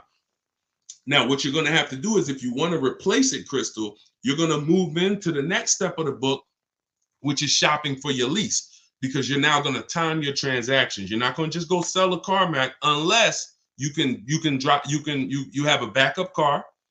You don't need a car right away. Some of you like Deshone, I need to sell my old car and I need the new car the same day, or that's fine. I teach you in the book how to time the transaction, because the thing about these buyers, CarMax, they'll be there for you, Crystal, 30 days from now. So when you go shop for your lease and shop your market and get your best lease, CarMax will be right there waiting for you, still waiting to pay the check, still waiting to cut you that check. And you just go there, pick up your check. I've been there twice. Once for myself, I sold my Jeep to CarMax. They won the bid. And then I sold my mother's lease to CarMax and went down there again with her and my father. And but CarMax doesn't always win the bid. Sometimes it's Carvana, sometimes it's AutoNation, but it's easy, Crystal. Just keep following the steps in the book, and there's nothing else to think about. Just you're gonna see it's super simple. Sometimes people are like, yo, this seems am I gonna mess something up? This looks like I'm about to make $3,000. And they like, no, you just go there and they're like, okay, they do the paperwork, they write up the purchase order, they bring you a check, here you go, thank you so much. It's a beautiful thing. Thank you, Krista. I appreciate you too. Let's go. Man. Let's go. Okay, look. All right, we got a lot of people who got the book on here. Thank you guys so much. Bought the book last week, shop Saturday, sent initial emails yesterday, and receiving several quotes today. Come on. I'm loving it. Everybody up. Look, y'all, you hear what the people are saying, and if this is the way it's going to be going, I'm loving this. That was a surprise. It's good to see people who have the book using it and winning with it. So definitely, if you haven't got the book and you're like, yo, what book are they talking about? It's my new digital book, Car Shopping for People That Hate Car Shopping, 7 Steps to Saving Time, Money, and Avoiding Dealerships. You can get it in my TikTok bio or my Instagram bio for 75% off for the next 30 minutes. Click the link, click that website, and then click the button that says my new book, 75% off. But you got to get there before the timer runs out, or once the timer runs out, it's $97, which is still great. If you're on Facebook or Instagram, go to deshonesbook.com or scan the QR code if you're like watching on a television. All right, go ahead. We got a couple more and then we'll wrap. Go ahead, Dolan. If I get a RAV4 at MSRP with no add-ons, is that so? I'm gonna cut you off right there. This is YouTube. Question from YouTube. You don't dictate what a good deal is. See, that's where we lose. See, if someone tries to dictate, all right, let me show you right here. Let me show you Kimberly. You don't know what the bottom is on a vehicle. When you are shopping for a new car or a lease, if you set out to buy, you're not used. Y'all know we jumping from subject to subject depending on the question. We're talking about new cars and leases. When you go out there, you have no idea what the bottom price is. You can't say, oh, if it's MSRP, I get a good deal. If it's invoice price, I get a good deal. You don't know what rebates they have. You have no idea. I'm gonna show you Kimberly. This is why it's dangerous. Now I'm gonna use her as an extreme because on her, look, this is Kimberly. She's in my private group. She saved $20,000 off of her Maserati. $20,700 to be exact. As she was getting her offers, she had a couple dealers that wanted to take off $5,000. A couple dealers wanted to take off $7,000. Now she's probably getting excited. Oh, look, $7,000 off. Oh my God, this is amazing. Sitting at home, just watching these offers come through her computer. $12,000. Oh, this is it. Now, had she decided, you know what? $12,000, that got to be the best. She didn't I say, we had a big saying in my group. It's called trust the process. Trust the process means get 5 to 7 offers. 5 to 7 offers. She ends up getting an $86,961 Maserati for $66,000. Some of you, your best deal is going to be $7,000 off. Some of you, your best deal is going to be $3,000. Some of you, you might be shopping for vehicles that are so rare and exclusive. People are paying $100,000 over, like you're shopping for a Ferrari. Ferrari, where, you know, or a Lambo, they might have a car where they're charging $100,000 over asking price, and that people are paying it. Some people are paying it, and then you find a deal, and the lowest bidder is sticker price, which means no problem. How much better did you do than the people who overpaid? But until you get the offers, you don't know what the bottom of the market is. And I will never assume it. I've been doing this since 2006. Deals are going to be different. I will never assume. When I go in and you can't take one deal and bring it to the next. Yo, I saved 20 grand on the Maserati. So next time I buy a BMW, I'm looking to save 20 grand on that too. No. Each vehicle has its own lowest price in the market, and that's how you shop individually. Go ahead, shoot it up, Dolan. Next question. Wait, let me just leave that up. Let me just see if there's a second part of Ed's question. Can you throw that back up? I didn't know if it was a second part to his question. If not, that's okay. That was the biggest thing. Before you even go to the second part of the question, Ed, just make sure that you're not assuming what the bottom of the market is. You need to be getting at least 5 to 7 offers from independent dealers, and you're fine. Go ahead, Dolan. Next question. It's okay. All right. I'm loving this, man. This is wonderful. Facebook. This is from Facebook. I bought 20 plus vehicles in my lifetime. Okay. I did it your way the last time I bought, and I never left home until I went to pick up my truck. I finally did it right. Listen, Mike, you have no idea, because when you said I bought 20 plus vehicles, right? I was in my mind, I always say, listen, you're not an expert because you bought 30 cars. You're an expert when you have seen all these transactions, but you nailed it, man. You came in straight. Like, to say that I bought 20, listen to that, y'all. This is a person who has probably bought more vehicles than most people on this call. I'm sure he wasn't lazy with it. I'm sure he was going in doing his best, but he looks at the new way that we shop from home, not going to get to, you not leaving your house until you know I'm going to pick up my car. And he's like, I finally did it right. My man, congratulations. And look, now you tell everybody, tell your family. Now you could teach your kids, you could teach everybody in your house. This is how we car shop, y'all. So the beautiful thing is, when you got teenagers and you got young children, y'all, that never bought their car, if you teach them how this is how you buy your first car, they are never tainted with the bad advice and the old 20, 30, 40-year advice, the way people are shopping. So thank you, Mike. I appreciate it. That was a good one, Dolan. Go ahead, next one. Let's do a couple more, then we'll wrap. I'm having a good time. CEO, how do I purchase the book? It's in my TikTok bio. You won't leave the broadcast. It's a digital book, so it'll be in your inbox in literally seconds. Go to my TikTok bio, click the link, or go to my Instagram bio, click that website. You won't leave the and just click the button that says 75% off, new book, and get your book. You'll have it immediately. If you're on Facebook or if you're on YouTube, go to deshonsbook.com and or scan the QR code. This is another question from Facebook, and then we'll go back to TikTok. What do you think about the 24-10 rule in regards to your strategy? I don't. I think that's a rule about affordability, if I'm not mistaken. But I don't. It's not something that I use. When I use in my book, I have something called the perfect budget calculator. Now, there's things that I've actually invented. Excuse me, I'm drinking a lot of water. When you look at affordability is based on, in my book, knowing what you can pay comfortably and buying below your budget. There's two reasons that I've seen people lose cars. And sometimes you can combine these reasons. And if you can avoid these two things, you pretty much never have a shot at losing a car besides a hardship. I can't say a hardship is a reason people lose a car, because it's a real hardship. It can't be avoided. You lost your job, someone passes away, God forbid. That's unforeseen. We can't control that. The two things that we can control is two reasons I see people lose their cars. They go over their budget. So you went in to spend $400 a month, you leave at $500 a month. Now you're uncomfortable financially. You knew your max budget was $400.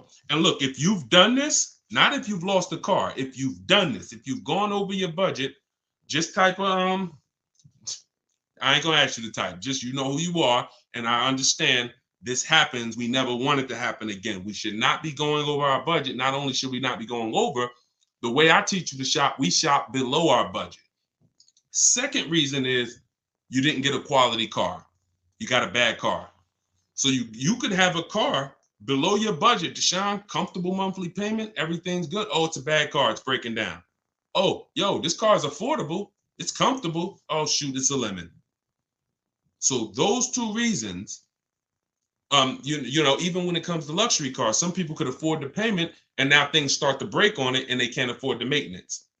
So when it comes to, now you combine those two, that's the repo recipe. Like literally, I'm over budget in my car and then the car starts to break down. So now I end up with a car that's in the shop. I can't even drive it, but I still got a payment to make on it. And now the shop just told me, oh, I need $2,000 to fix it.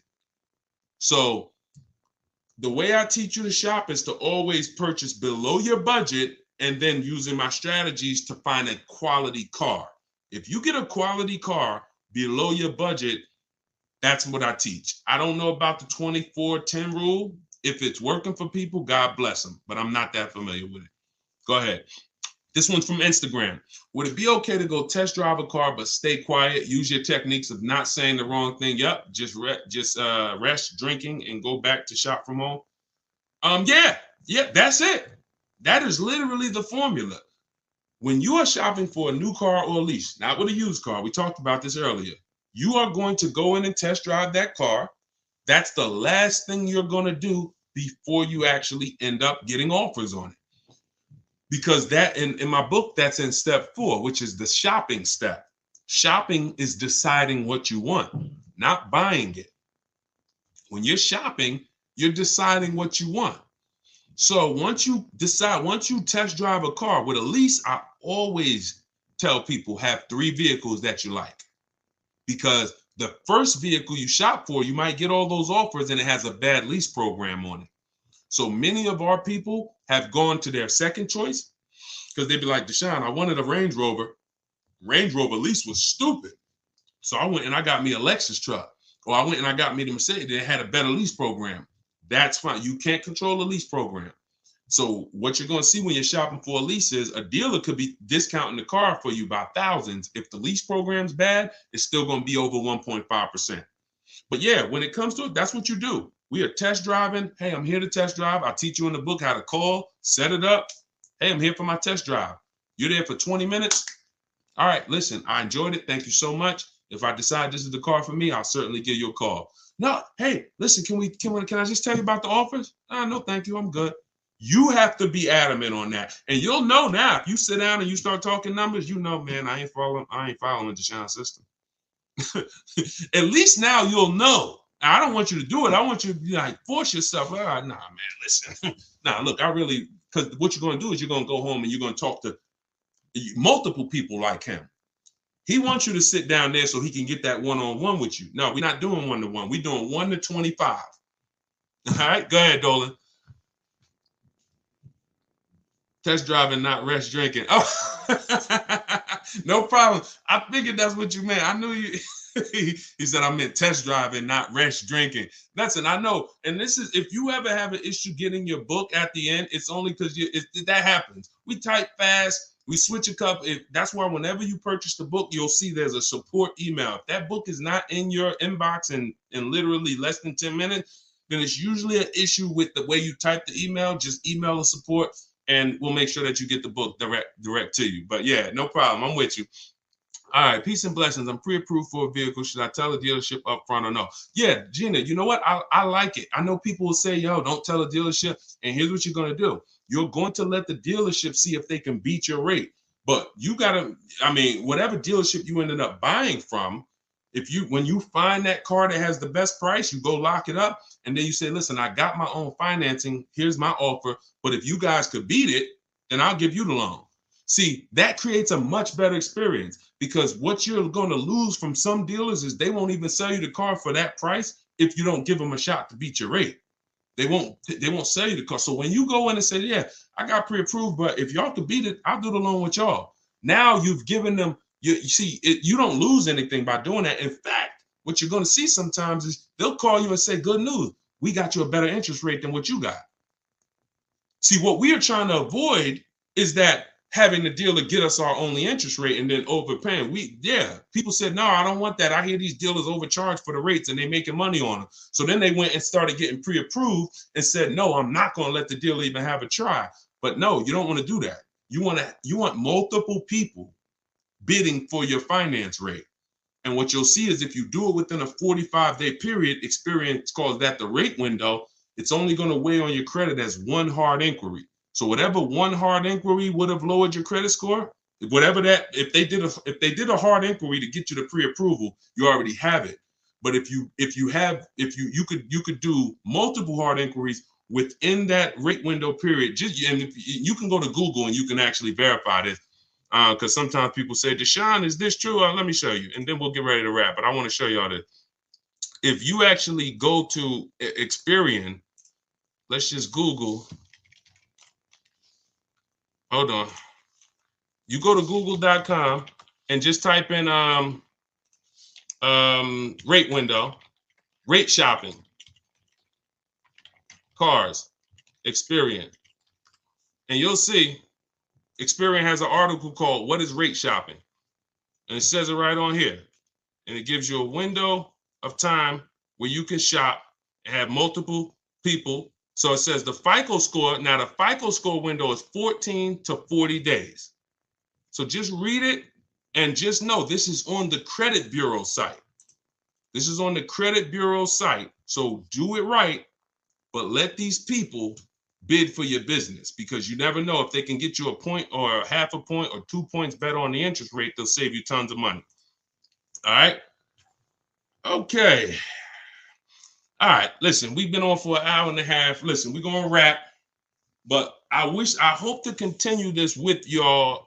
If anybody has my book, I will certainly be continuing with you, but I'll also be doing these live shows pretty regularly. I'm going to send these out. We'll eventually be promoting them. I'm going to promote the exact time so you guys know. That way, if you see somebody in their car shopping, you can say, hey, this guy, he does this show at this particular time. Most likely it's going to be 12 Eastern time. And we're thinking about doing a second live show, 3 p.m. Eastern time. That way. But what you're going to also see is we're going to be rebroadcasting these. So because, people want to watch it later, and people get just as much value watching it later, because the same question you asked is the same question they were going to ask. So listen, if you want everything I teach in one spot, you want this arsenal of information that you can use step by step, go grab my new book, Car Shopping for People That Hate Car Shopping. And click the link in my TikTok bio. You'll see a website there. Same thing with the Instagram bio. And it's 75% off as part of our book launch. It's normally $97. You can go to deshonsbook.com if you're on Facebook, if you're on YouTube, scan the QR code, however you get it. If you get it before that timer hits 0, you get the 75% off. After that, it goes back up to $97. So, all right, we will be back. We'll be back tomorrow. Meet me at noon. And the book, of course, the book, somebody said is the book for leasing too. The book is everything. The book is leasing, it's purchasing, it's buying new, it's buying used, it's selling leases, it's selling cars you owe money on, it's paying cash, it's extended warranty. It's a 7-step system. So it's called Car Shopping for People That Hate Car Shopping, 7 Steps to Saving Time, Money, and Avoiding Dealerships, which y'all know, everybody who learned from me, we avoid these dealerships. We're not in there for any more than 30 minutes. So it's a digital book. So every time I update it, when you open the new file, you'll see, oh, shoot, this changed. That's because it's updated. If I update a script, because you got my scripts in there, and there's some things in the book where I link you to a video, anything I update, we update it, and your file will automatically be updated. So you never have to worry about the book becoming obsolete and being like, man, it worked for me in 2024, but now I'm in 2025. No, we'll always be updating it to make sure that it stays relevant. You don't need to go buy volume 5. All right, y'all, here we are, 2027. Now I want you to get volume 5. No, one time. So go grab your copy, 75% off. Even if you missed the countdown, $97 is still incredible value. We sold a lot of copies at $97, but why not get 75% off? So here's what I know about these lives. We've been doing them for a couple days now. Somebody's going to ask you a question. So even if you're driving, if you can't type, then just feel free to just sit and listen. And I guarantee somebody's going to ask the same question that you would have had. Cheetah, this is the man to listen to. Thank you so much. I appreciate that. 100%. Wait, I don't even think we're up on. Let's get clear. All right. Okay. Is the same 1.5% used for both leases and finance? Nope. 1% rule. The 1.5% rule is based on the 1% rule. The 1% rule for great leases has been around for decades. Savvy people who got great lease deals always knew if you could get a lease deal and your payment was 1% of the MSRP, you stole the car. So if you were looking at a $40,000 MSRP and your lease payment was $400 or less, it was a steal. Don't ask any question. I still call that a steal. Now, a deal is between 1 and 1.5. I had to create the 1.5% rule because as I started making more social media videos about leasing, I saw a lot of people going out there and leasing vehicles because they were like, Deshone, I didn't know I should be leasing. They started leasing and then they started overpaying for leases and they didn't know. So we put that 1.5% rule in there for as an indicator of when you're paying too much for a lease. If you do the math and your lease payment, you got to get your quotes, your offers with only first month's payment down, 12,000 miles per year. You can adjust the mileage and add, if you do 15,000, if you do 20,000, even if you do 10,000, adjust it after you pick the best offer. If that offer is more than 1.5% of the MSRP, you're paying too much for a car you're giving back. That's the rule. Yes, 1.5. You got it. I want to put it under my business. I want a Cadillac IQ. This one's from YouTube. We're on 4 platforms, so make sure everybody's sharing, tag somebody, because you don't want your friends to get mad at you because you did not share this information with them. Will you save money on buying a car? Oh, no, let's go back to logic. I want a Cadillac IQ electric vehicle priced at $150,000. If I have an 80 payback score and 720 credit score, will I qualify for financing if I put 20% down? I'm not sure. All you could do is actually see. When you're talking about a bit, if you're trying to put the car in your business name only without signing for it as a personal guarantor, I don't teach that. So you should find out if somebody's trying to tell you, because what I've seen, I've spent many years in the business with General Motors. They had a big commercial line, lots of pickup trucks, lots of cargo vans, passenger vans. When I got to Mercedes-Benz, they have a big commercial line. I very rarely saw people putting cars in their business name with no personal guarantor. I remember one guy, he had like million, and he had a fleet, And he had to get us a lot of documentation to get it done. But anybody else just coming in, but I'm not saying it can't be done. What I am saying is whoever told you you can put a car in your name and your business name without personally signing for it, go learn from them how to do that. But when it comes to putting in your business name, like hundreds of people I've seen regular, what you're doing is you're shopping for your car the way I teach, because nobody overpays for cars like business people. Like these people, these influencers that y'all are seeing buy these cars, the amount of money they're overpaying for these cars is actually scary. And so you need someone who's going to show you how to pay less for the car, because that's your business's money. But then what you put the car in your business name and you're the personal guarantor, because the bank needs somebody who they can go after if the business doesn't pay, especially if it's a new business. And let's add one more thing to this. Keep the questions coming, y'all. I'm gonna try to get through as many as I can in an hour. I want to add something to this. You know how many people have reached out to me saying, Deshone, I want to put a car in my business name. And I say, hey, what's the business? Oh, I work from home. I got a consulting company. So when are you doing business mileage? When are you actually going to be doing? Oh, well, I just, I'm not going to help you get audited. Not going to do it, because any tax benefits you think you're getting, I'm not giving you tax advice. You should have a great accountant if you're planning on doing this. Any tax benefits you're thinking about getting, when they come and audit you and say, okay, we need to see what you did. You wrote off, $7,000 a year in car payments, and then, all right, what are you using that vehicle for? If you don't have proof that you're on the road and that you're going to see clients and that you're actually using that vehicle for business purposes, you're going to be in trouble. It's going to be the new PPP loans. The day of reckoning will come. That's all I'm going to say about that. All right, let's keep the questions coming. This one's TikTok. What about for real estate or hairstylists? Can I get a lease for business? That's very common. Very common. I had tons of realtors, especially with Mercedes, tons of realtors come in, you put the car in your business name, you personally sign for it. Just make sure, please make sure, everybody who plans on putting a car in your business name, here's what I need you to do. Before you even go to buy it, call the finance man. I found this out the hard way. I work from, and this just goes to show, it doesn't matter how good how much you take your business seriously, some things we don't know. So I had a customer come into Mercedes. He real estate developer out of Brooklyn. Heavy guy, young guy. He got an S-Class, puts the car in his business name. He previously had a Range Rover. He's had tons of cars.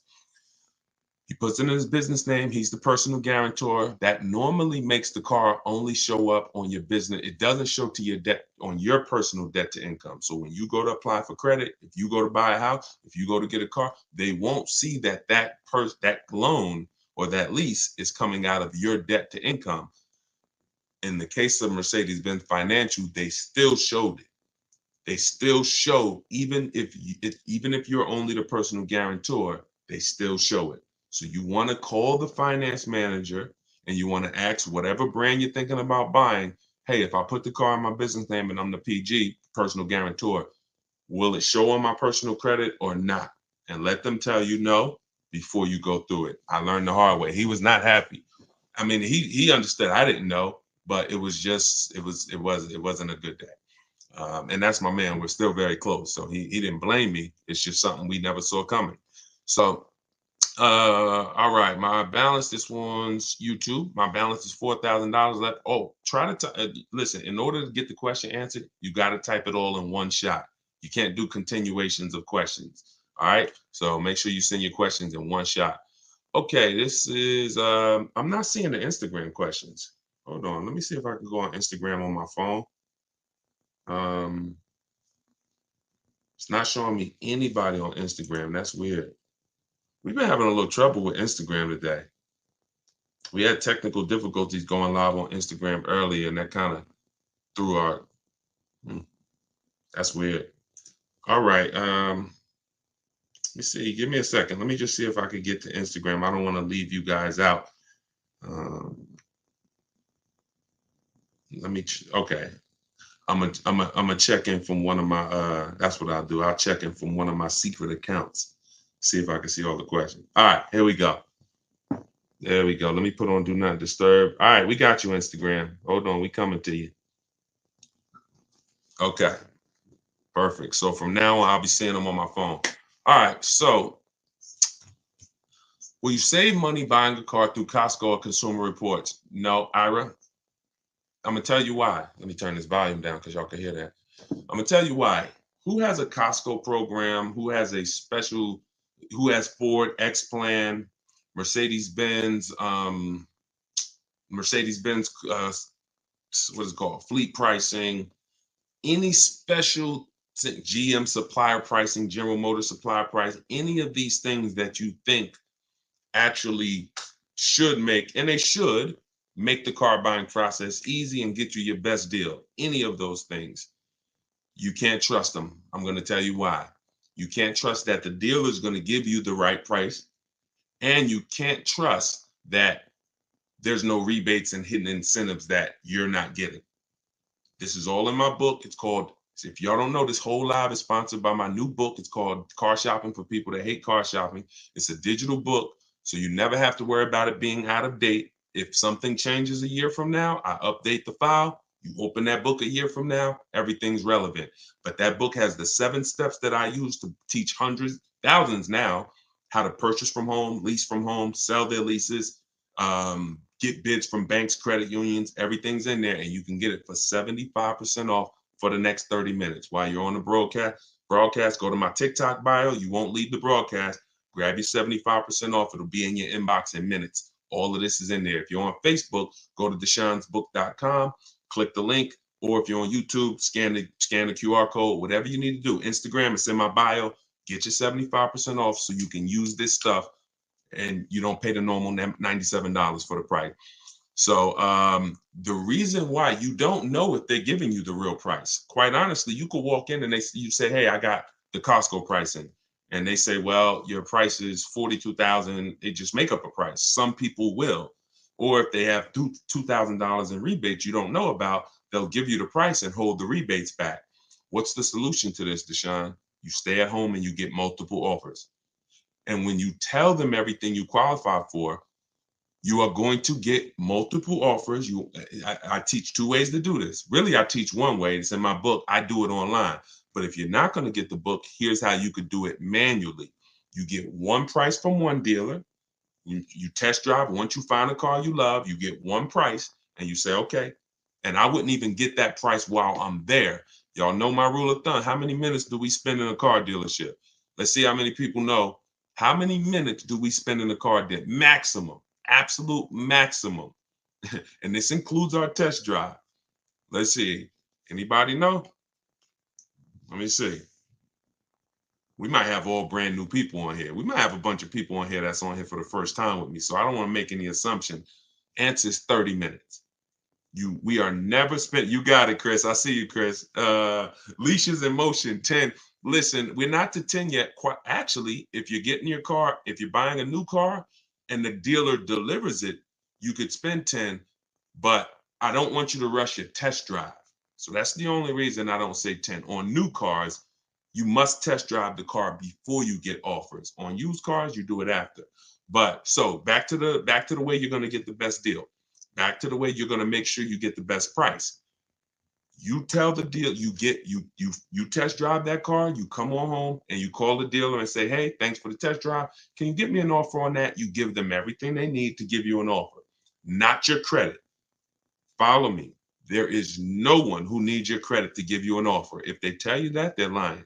And hang up and go to the next dealer. Because what you're going to do is you're going to be calling multiple dealers asking for the sales manager. Just tell them, hey, I'm looking at this car. I like it. I'm going to give you all the detail. If you could give me an offer, I'm ready to make a decision right now. You do that with 5 sales managers and you'll see how different the prices are. It's going to blow your mind. You won't believe. And it'll expose how overpriced some dealers are. Now, in the book, what I teach is a strategy called the 25 to 5 strategy, where we connect with 25 dealers online in 20 minutes. Deshone, this sounds crazy. It's not crazy when you go to their website and you copy and paste what I give you to copy and paste. It's very simple. So we're copying and pasting. And then out of that 25, what we've seen, listen, y'all, this is not for used cars. Different strategy for used cars. What we've seen is for new cars and leases, 25 dealers, about 10 to 12 are going to have a car you're looking for. It's good for you because when you're shopping at that many dealers' inventory, you don't have to worry about, oh, no one has the car. I went to this one dealer, he didn't have what I want. I went to this one, he didn't have. When you're shopping out of 25, oh, probably about 10 are going to have something you want. And your goal is to get 5 offers. So we go 25 connections, 5 offers, and out of those 5, somebody's going to win the bid and blow everybody else away. And when you see it, you're gonna say, "Dag, even with my Costco discount, that dealership was trying to rip me off. Even with my special pricing, those 2 dealers was trying to overcharge me. Those 3 dealers were trying to overcharge me." The only way you can see this is by looking at multiple offers. All right, let's go. All right, we got a lot of questions coming in. Let's go to Instagram. Hold on. I'm thinking about trading in my BMW X2 on a lease for a Tesla Model Y. Would you recommend trading the BMW in on a lease or selling it to another party like CarMax as an example? So you can't trade a lease in. You can only sell it. You can't end the lease early. You've signed a contract saying I'm going to pay 36 months of payments, or 39, never 48. That's paying. Why don't we do 48-month leases? We're paying too long on a car we're giving back. It's too many payments for a car you're giving back. You eliminate the goal for a lease is to pay pennies on the dollar for the car you're driving, drive a phenomenal car for a very low monthly payment. Once we give them the 4-year leases, we can't do that anymore. It's too long. So the only way to get out of a lease early is to sell it, which means you're going to do what I call the equity assessment. This is step 2 in our process. It's a 7-step process. Step 7 is delivery. Step 2, equity assessment. I need to find out how much I owe. I call my bank. I get my payoff. And then I go to the online car buying sites, CarMax.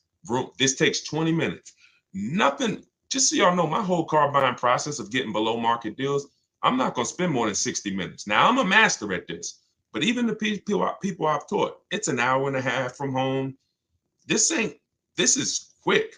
By the time somebody's visiting your second dealer, we've already got our best deal. We're not spending hours shopping for cars. Not once we decide what we want. But so you call, you get your payoff from your bank, and then you visit CarMax. You get an offer from them. If you're leasing, you must put when they ask you, are you leasing? Do you own it? Or are you financing? You must put own. Okay, I'll explain that later, but you must put own. You don't want to trigger something on their website. You need to find out what these companies will pay you in cash for your vehicle so you can figure out, can you sell it and get out clean, or can you sell it and possibly make a profit? People have made lots of money selling leases, especially in the last 3 years. But even now, people are still making 2,000, 3,000. So what you do is you get those offers: CarMax, Driveway, Carvana, Kelly's Blue Book Instant Cash Offer, AutoNation Sell My Car, and there's one more, Car Guru Sell My Car. And if you see that all those offers are higher than your payoff, you can get out. If those offers are lower, you're going to pay to get out, which means, and most people are going to say, no, I don't want to lose money to get out. So that's what you need to do before you decide to make a move. Where do we get a copy and paste link from? Terry, that's all in my book. All my scripts are in there, all my templates, everything is in my book. You're not talking when you use my stuff. You're either only talking to managers or you're using my copy and paste templates. We're not talking to salespeople ever, because who'll be honest, who's not a good negotiator? Type me if you are not a good negotiator. Be honest, we're not judging anybody on here. We are actually we're going to make sure you win. But all right, so Dominic, not a good negotiator. Look, Bawala, okay. Rachel, not a good negotiator. Look, Danielle, not a good negotiator. Look, seven. I don't want to mess your Instagram. All right, so we got lots of people on here that are not good negotiators. So in order for you to win, here's what you're going to master. You could do it my way, you could do it your way, but here's what you need to do. Instead of going 1-to-1, which is a losing battle, I can negotiate. I would never do 1-to-1 because it eliminates my ability to shop the whole market. Here's how you save thousands of dollars when you're a bad negotiator or a good negotiator. You must master the art of multiple offers. See, when you put multiple people against each other, you're not negotiating with them. They're negotiating really with each other. Who's going to win? And you'll find that you'll save thousands of dollars way quicker than you could ever have going back and forth with one dealer. So you want to make sure that you are using multiple offers in everything that you do. And that's what my system is about. Now you could do it your way or you could do it my way as long as you do it. Just don't do the old way. That one-on-one is a losing battle because you always leave hoping you did okay. You always leave wondering, could I have gotten some more money? With multiple offers, you never. And that's how you buy everything else. If you think about it, that's how you buy TVs. That's how you buy groceries. That's how you buy anything. It's always multiple offers, and then you pick the best one. That's how we don't have any buyer's remorse. All right, this is YouTube. Reem, I have a 2019 1500 for about a year. Chevy 1500 for about a year and some change, 700 a month with alpha warranty. I'm thinking about leasing. I have about 30K left. What should I do? Always equity assessment. Do the equity assessment. That's going to tell you, listen, when you figure out you got 10 grand of negative equity, you're going to park it real quick because you can only do 3 things if you have negative equity. 2 will get you a new car, 1 doesn't. There's only 2 people who can't get a new car. One is super bad credit. You need to wait. You don't need to make a move if your credit's so bad you're going to destroy yourself by making a move. Now, the second person, these are the only 2 times I see people who want cars who don't leave with cars. Second person, you can have an 800 score. If you have 10,000, 12,000, 15,000 negative equity, you can't go and do a no money. You can't put that type of money on your next car because you have to take into account the loan to value ratio. So you can't buy a $40,000 car and just slap 15 grand of negative equity on that. The bank's not going to approve it. You would have to get a great discount off that car through multiple offers and rebates. There's certain brands out there that have big, huge rebates. If you're looking at one of them, maybe you save 7 grand, 8 grand, 10 grand, and then you can slap that negative equity. But that's why before you ever, if you sitting there and you're like, man, you know what? I think I want to lease or I think I want to switch my car. It's always an equity assessment. I need to know, can I make money selling this car right now? Or am I in a negative position? In which case I gotta chill out. Now, if you got a small amount of negative equity, you might just want to pay the difference. Always sell to the highest bidder. Get all those offers I talked about from the online companies. And if there's $1,000 or $2,000 shortfall, just pay the difference so you could do a clean deal. But if not, then you have to transfer that. Transferring it is more difficult because now a dealer's not going to pay you what those companies are going to pay you, especially not a dealer who's going to win the bid. See, your favorite word working with me is going to be bids. Everyone must win the bid. So when that car you're shopping for, whatever dealer wins the bid, that means they beat every other dealer. They're not going to turn around and pay you the same price CarMax offered you for your car. They can only pay what it's worth to them, which means if you had negative equity over here going with CarMax, it's going to be more going with a dealer. But that's just what you have to deal with. That's why, y'all, I want you to get out of negative equity and stay out of it. It really does make your deals not impossible. We do them all day long, but it does make it more difficult. All right, let's go. Let's keep them coming. Hold on, let me go to my window. Should I buy a new car or CPO? That depends on budget, Valerie. That's always the question. If you can afford both, if you guys can get a car, anybody who wants to, you're buying a car and you're going to keep it long term, y'all know my rule. How many years should you be keeping your car minimum if you're buying? I'm sure we got a couple people in here who knows the rule. If you are purchasing a car, what's the minimum number of years? All right, Danny, good job. 8. So because the reason it's 8, I see, man, I got a lot of people, y'all getting quick. It's the reason it's 8 is because at 8, you've outlived the depreciation drop. Your biggest expense when you're buying a car is the one you can't see. It's depreciation. You're losing thousands of dollars whether you drive the vehicle or not. If you drive it, you lose more. If you're a high mileage driver, you lose even more in depreciation. So you want to make sure that you outlive that, or you shouldn't buy. The only way to outlive it is you got to get to that 8-year mark. Now, if you're not keeping it, if you're like Deshone, I'm not keeping the car 8 years, then you should be shopping for an aggressive lease offer, a great lease deal, not a regular lease deal, not these deals that say, oh, you need money down, an aggressive lease deal. So once you do that, you'll be able to now hold on. I got so into that I lost the question. Oh yeah.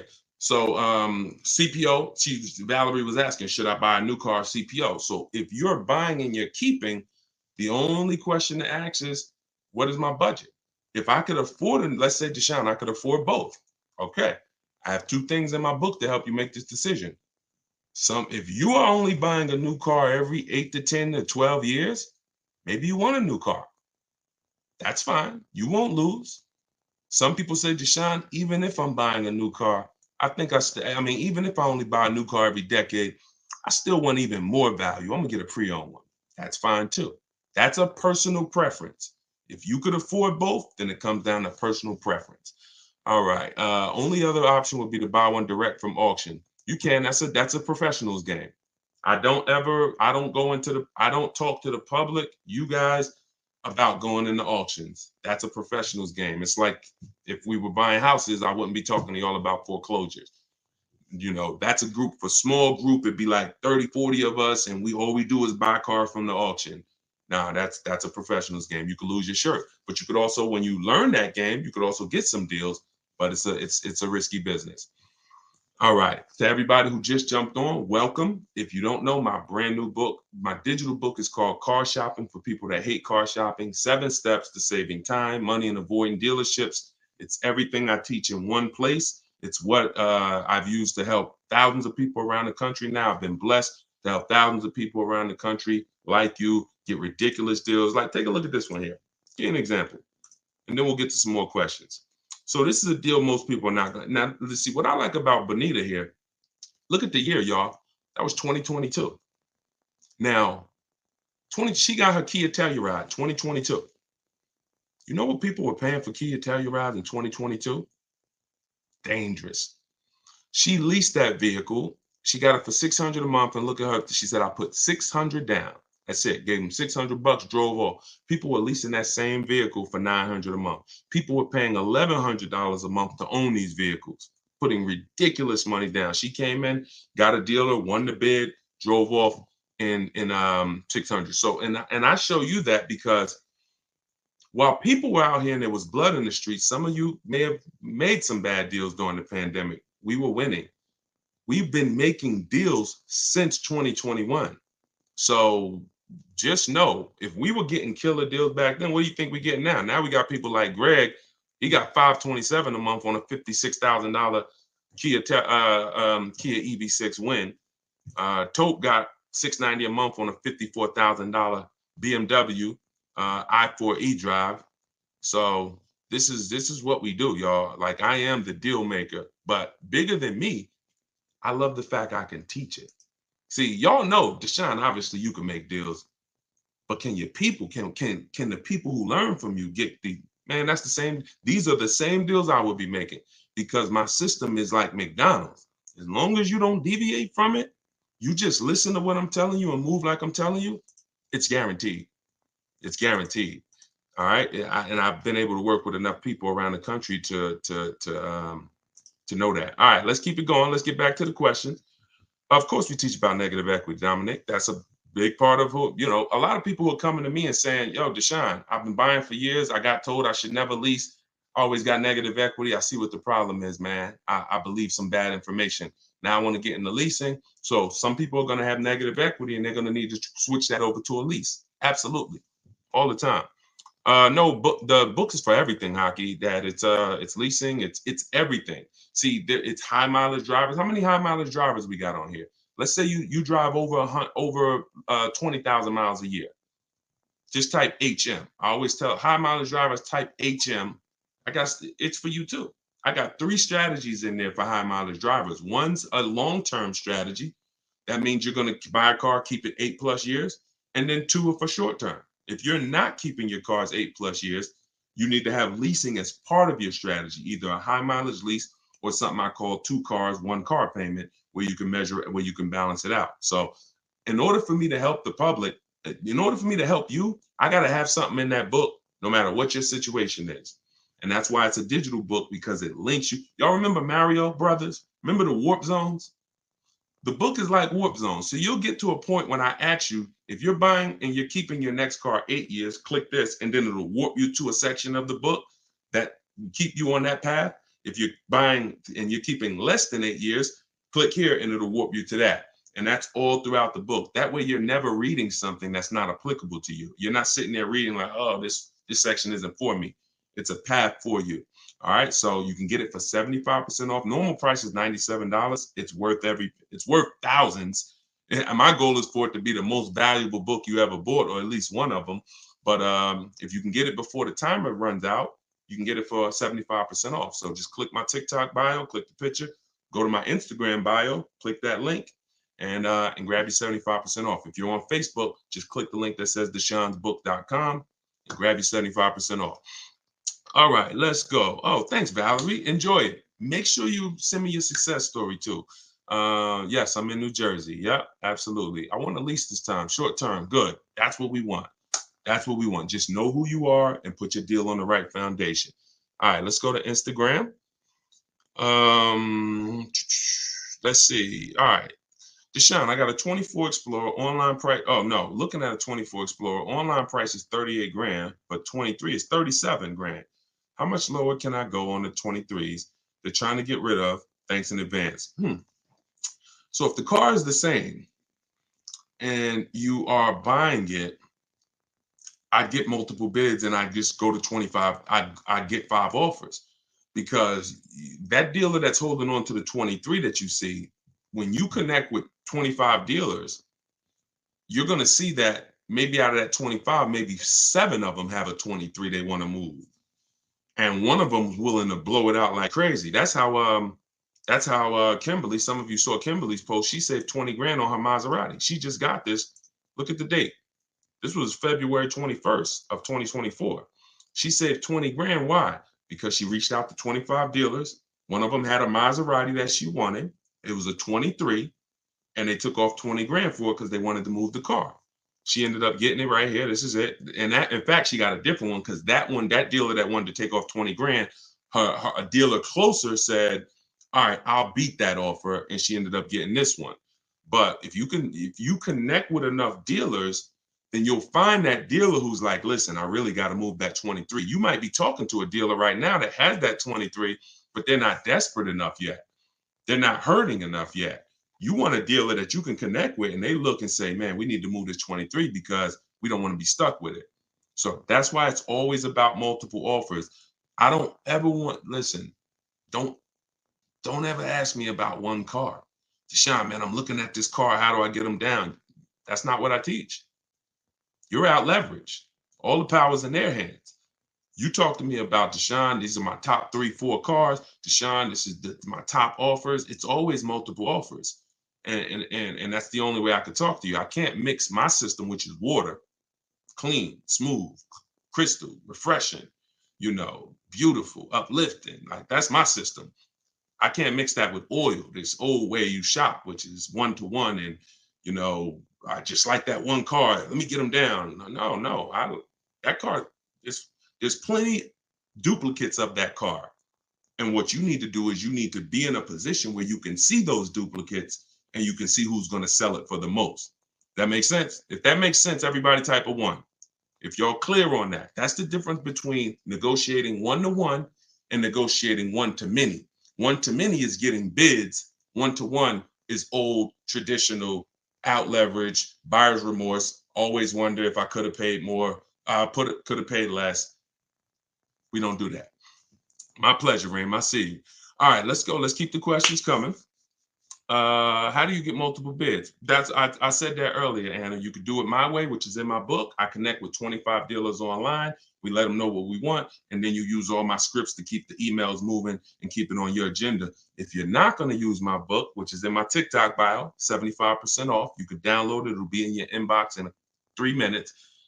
Then what you need to do is find the car you want, come home, call at least 5 local dealers, ask for the sales manager, and you need to get offers from the sales manager. I would only speak to the sales manager. And this will only work until a lot of people start doing it, because after a while, people are going to be, why is all of a sudden all these people calling asking for the sales manager? So, what I teach is unlimited. 8,000 people can do it, and we're never gonna, it's not gonna mean anything. This whole calling the sales manager thing, that's going to get eventually, if hundreds and hundreds of people are doing it, they're going to eventually start screening the calls and saying, all right, what's it in reference to? And so you could use it now. That's what I call the manual way. But those are the two ways to get multiple offers that I know of. If you can figure another way, do it. But my way is the easiest, because my way takes 20 minutes, and you're sitting in your living room or you're sitting at work, and all these companies bidding for your business. All right, let's go to, all right, so we got questions on every platform. All right, hold on. What credit limit do you need to lease a car? Is it easier to lease or buy with a 680 score with $5,000 down on a used Audi? See how you've locked into one car? Now, if you're talking about any used Audi, but as long as you're not talking about like one used Audi you saw, and the rule of thumb growing is, if you're keeping the car 8 years, you buy. If you're not, you lease. So you got to get out of where you are, which is, all right, should I buy this used Audi or should I lease? The question is, how many years am I keeping the next car? That's what you ask yourself. Everybody on here, answer that question. The next car you're shopping for, how many years are you keeping it? How many years are you keeping it? And everybody tag one person, or I'm telling you, they're going to be mad at you. They're going to listen. If you don't think your friends are going to find out a year from now when they tell you, man, I made this stupid car deal and it is like, I can't get out of it. And you say, man, you listen to this guy, Deshone, the auto advisor, and no, I don't know him. You got to go follow him. Oh, and then they find out you've been on these live shows and you ain't tag them, you ain't tell them, you ain't share the video with them. You might lose a friend. So tag one person that you care about. All right, 3 to 4 years. I see. Okay, nope, that's not the question, Celeste. You can't say depends on how many years it's going to hold up.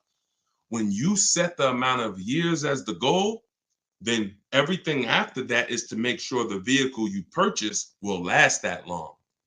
See, if you go in to purchase a vehicle and say, well, I hope if it lasts 8 years, if it lasts 10 years, I'll keep it that long. Chances are it won't. But if you say, you know what, I want to be a long-term person, I don't need to switch cars every 3, 4, 5, 6, 7 years. I could keep a car 8 years, 10 years. I'm fine with that. Then that means everything you do after that, I mean, you could use my process, because I'm going to make sure you buy a quality car that will last that long under your budget. But you have to set the goal. You must set the goal. So let's get out of the gray area and set the goal. Deshone, I'm not a long-term person. I only want to keep this car 6 years max. Perfect. All right. Let's go. 2 years. Okay. 2 years. That's going to be, it's not really any car that you can get that you can keep for 2 years and not lose money. You're losing too much value. You lose 20% the first year. The moment you buy it, you lose 20%. And then the next year, you're going to probably lose 15%. It's not many things in this world you can buy, lose 35% of what you paid for it, and then go and sell it. And that's the same way when you go out to year 3, year 4. That's why we say you don't sell a car or replace a car you bought until 8 years.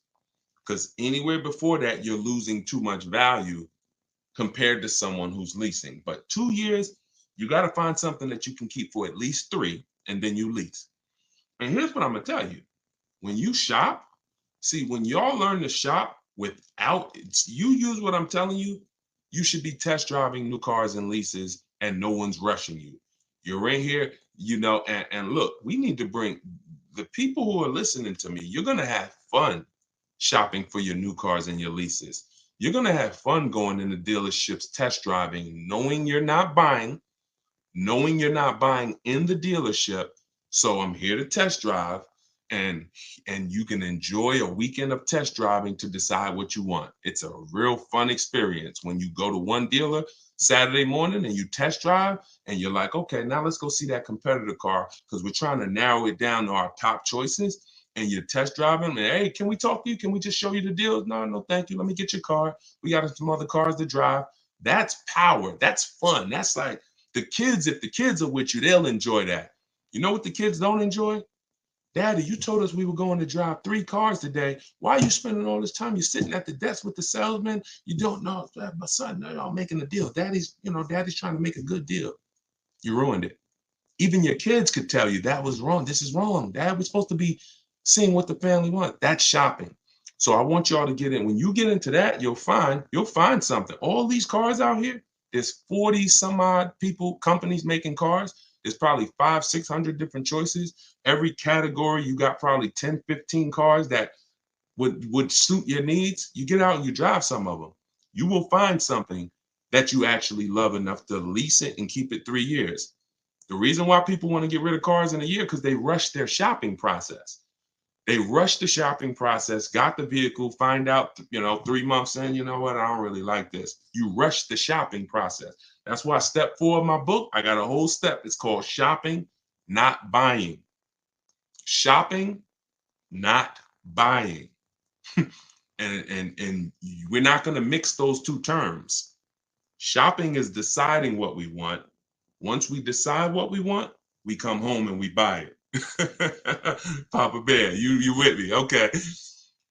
All right. Yeah, let's go. All right, let's keep the questions coming on YouTube and Facebook. All right, we're going through. We're bringing questions from every platform. So being pre-approved makes it easier for them to let you test drive. Look at that. That's a shame. Let you test drive? You kidding me? I'm here. In my book, I teach you how to call the dealership. Hey, my name is such and such.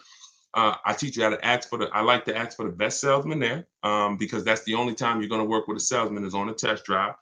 Hey, do you have a such and such that I can come in and drive? Okay, perfect. When can I come in? Oh, okay. I'll see you then. That's it. I'm here to test drive. Anything else they took. Now, we don't do this with used cars. You cannot test drive a used car. This is for new cars and leases. Used cars, you're not going to test drive that car until you found your deal online. And that's the last step before you shake the person's hand and say, I'll take it. Because if other than that, you're going to waste a ton of time test driving cars that you end up not buying. But when it comes to new cars and leases, let us test drive. Please, we're about to make a $50,000 transaction. You owe me a test drive. So no, listen, you're dealing with the wrong people. And you could have called the wrong salesman. When I say you're dealing with the wrong people, you literally, it's the small things that matter. When we call for a test drive, we're asking for the best salesman there. Who's a salesman that everyone knows, everyone loves? Oh, that's Tom. Hey, Tom, how you doing? I'd like to come and test drive that Nissan Rogue. What days you there? Oh, I'll be here. All right, perfect. If you get the new dude on the block, little Nelson, who over there, and he don't care about lying or nothing, and yeah, he gonna make your life. Oh, we need you. Bring your license, and we need to run your credit before test drive. These little details, I promise you, they matter. I've been on the inside. I seen little Nelson. Dude gets fired in 90 days. Little Nelson over there. What happened to Nelson? You knew he was gonna get fired. But what's happening in that 90 days? Dude is doing damage. Dude is doing damage.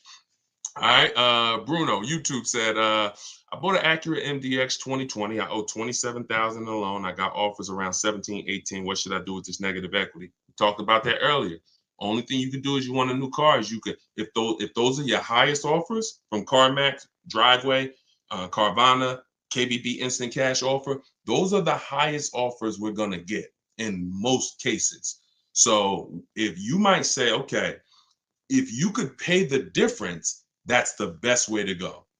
So if there's like a $1,500 shortfall, you are much better off paying that $1,500 and getting out of that and doing a clean deal. Because if you can't do that, now that car has to be traded in with the dealer that you end up buying the car from. That's what has to happen. So that's the first route. If you can cover the difference, That's what you want to do. Shop for your car, get your best offer, and then just sell it to whoever made you the highest offer and pay the difference. And then you could do your other deal with no money down. So if it's a matter of, oh, I only got 1,500 and it's a $1,500 gap, I would pay off the negative equity and sell to a CarMax or sell to an auto all day long. It's going to make your life a million times easier and your transaction a million times easier. All right. My husband ran into something when we got our car service. Wait, you gotta do one full question. Unless y'all are talking amongst each other. I love that. Talk amongst each other. Y'all be in here having conversation. But if you're asking me a question, it has to be in one question. Look at Vicky. Vicky came on here and said never lease. Look, we got old Vicky on the line here. See, people come in and they're confidently incorrect. You got to be very, very careful, y'all. These people have cost you money for years. Vicky on Instagram, listen, you don't know enough. You don't realize how much you've cost your friend. Now, you might say, Deshone, Vicky might be saying, Deshone, I hear what you're saying about buying cars and keeping them 8 years. I'm not going to lease. I buy my cars and I drive them till the wheels fall off. And so, I'm never going to lease. Yep, you're good, Vicky. But what about your family? Yeah, what about your daughters? What about your sons? What about your husband? What about all these people who you're talking to and you just brought, oh, never lease. And they tell you, but Ma, I only want to keep my car like 3 years anyway. Don't lease it. You have no idea how many thousands you are costing them. And the sad part is you're not willing to learn. You learn from people who teach you to talk big, but you are what I call confidently incorrect. And that's a dangerous combination. All right, Corey, I want to lease a car. What are the most important things to consider? Multiple offers. Listen, multiple offers are going to shock y'all. When y'all see how different these offers are. See, we don't have relationships. There's no relationships in what we do. I know if you used to go to the barbecue with your car salesman and he sold you 5 cars and he's been selling your family car for 30 years, he sold your father cars and your grandfather cars, and you just but that's going to change when you start making him bid for your business. I don't have a problem giving you the business, Charlie, but you need to bid. And if you win the bid, great. You need to earn the business. I'm not just giving you the business where you could just charge me whatever you think is fair. I'm going to shop the open market. And if you win, Charlie, you got our business. In fact, if your dealership really likes us, they can beat pretty much any offer if they want to. But what you're going to see sometimes is Charlie ain't going to beat the bid. Charlie might not even want to play your game. And you know what? If that's the way you want to be, then, our relationship is over. Well, Charlie, sorry to hear that. But I got to do what's best for my bank account. All right. Let's see. Confidently wrong. That's right. I'm from Harlem, right across the bridge. Do you have one-on-one consultation? I don't. No. I have a book. Anybody who wants the book, it's 75% off. It's a digital book, so it'll be in your inbox. You could use everything I teach from leasing, buying. Every strategy is in there. High mileage drivers, selling leases, the getting banks to bid for your business and credit unions. Everything's in there. Buying from home, my scripts, my template. I even link you to some of the videos in what I call a Cars from Home library, because I have a video version of my book. It's called the Cars from Home University Library. I link you to some of those videos for some subjects that might be a little more complex. I just say, hey, if you prefer to watch this 7-minute video, click here. So you'll be able to see that. And then I have, and I have some people that I coach, but I don't do one-on-ones because we can get results for groups. I don't have to do one-on-ones. Like, I help hundreds and hundreds of people buy cars at the same time. If I couldn't do that, then I wouldn't be doing it. Okay. Any suggestions on buying if paying cash? I just got the book. I was thinking I need to take a man to look at. Okay, no, you don't need to take a man. You will never need to take. Oh, listen, shout out to her for being honest. She was like, I was thinking I need to take a man to help me. Listen, when you use what's in that book, men will be calling you to do it for them. All right. Hold on. Coach Mikey, the name of the book is Car Shopping for People That Hate Car Shopping. 7 Steps to Saving Time, Money, and Avoiding Dealerships. Any suggestions if buying a new car for cash? Just get multiple offers. If you're buying a new car for cash, just get multiple offers. And also, don't think. Here's what I want you to understand. So, if you were taught always pay cash for cars, just type $signs. If some of you may have heard this, some of you may have not, but if you have heard you should always pay cash for cars, just type $signs into the comments. Okay? And I'm not telling you paying cash for cars is wrong.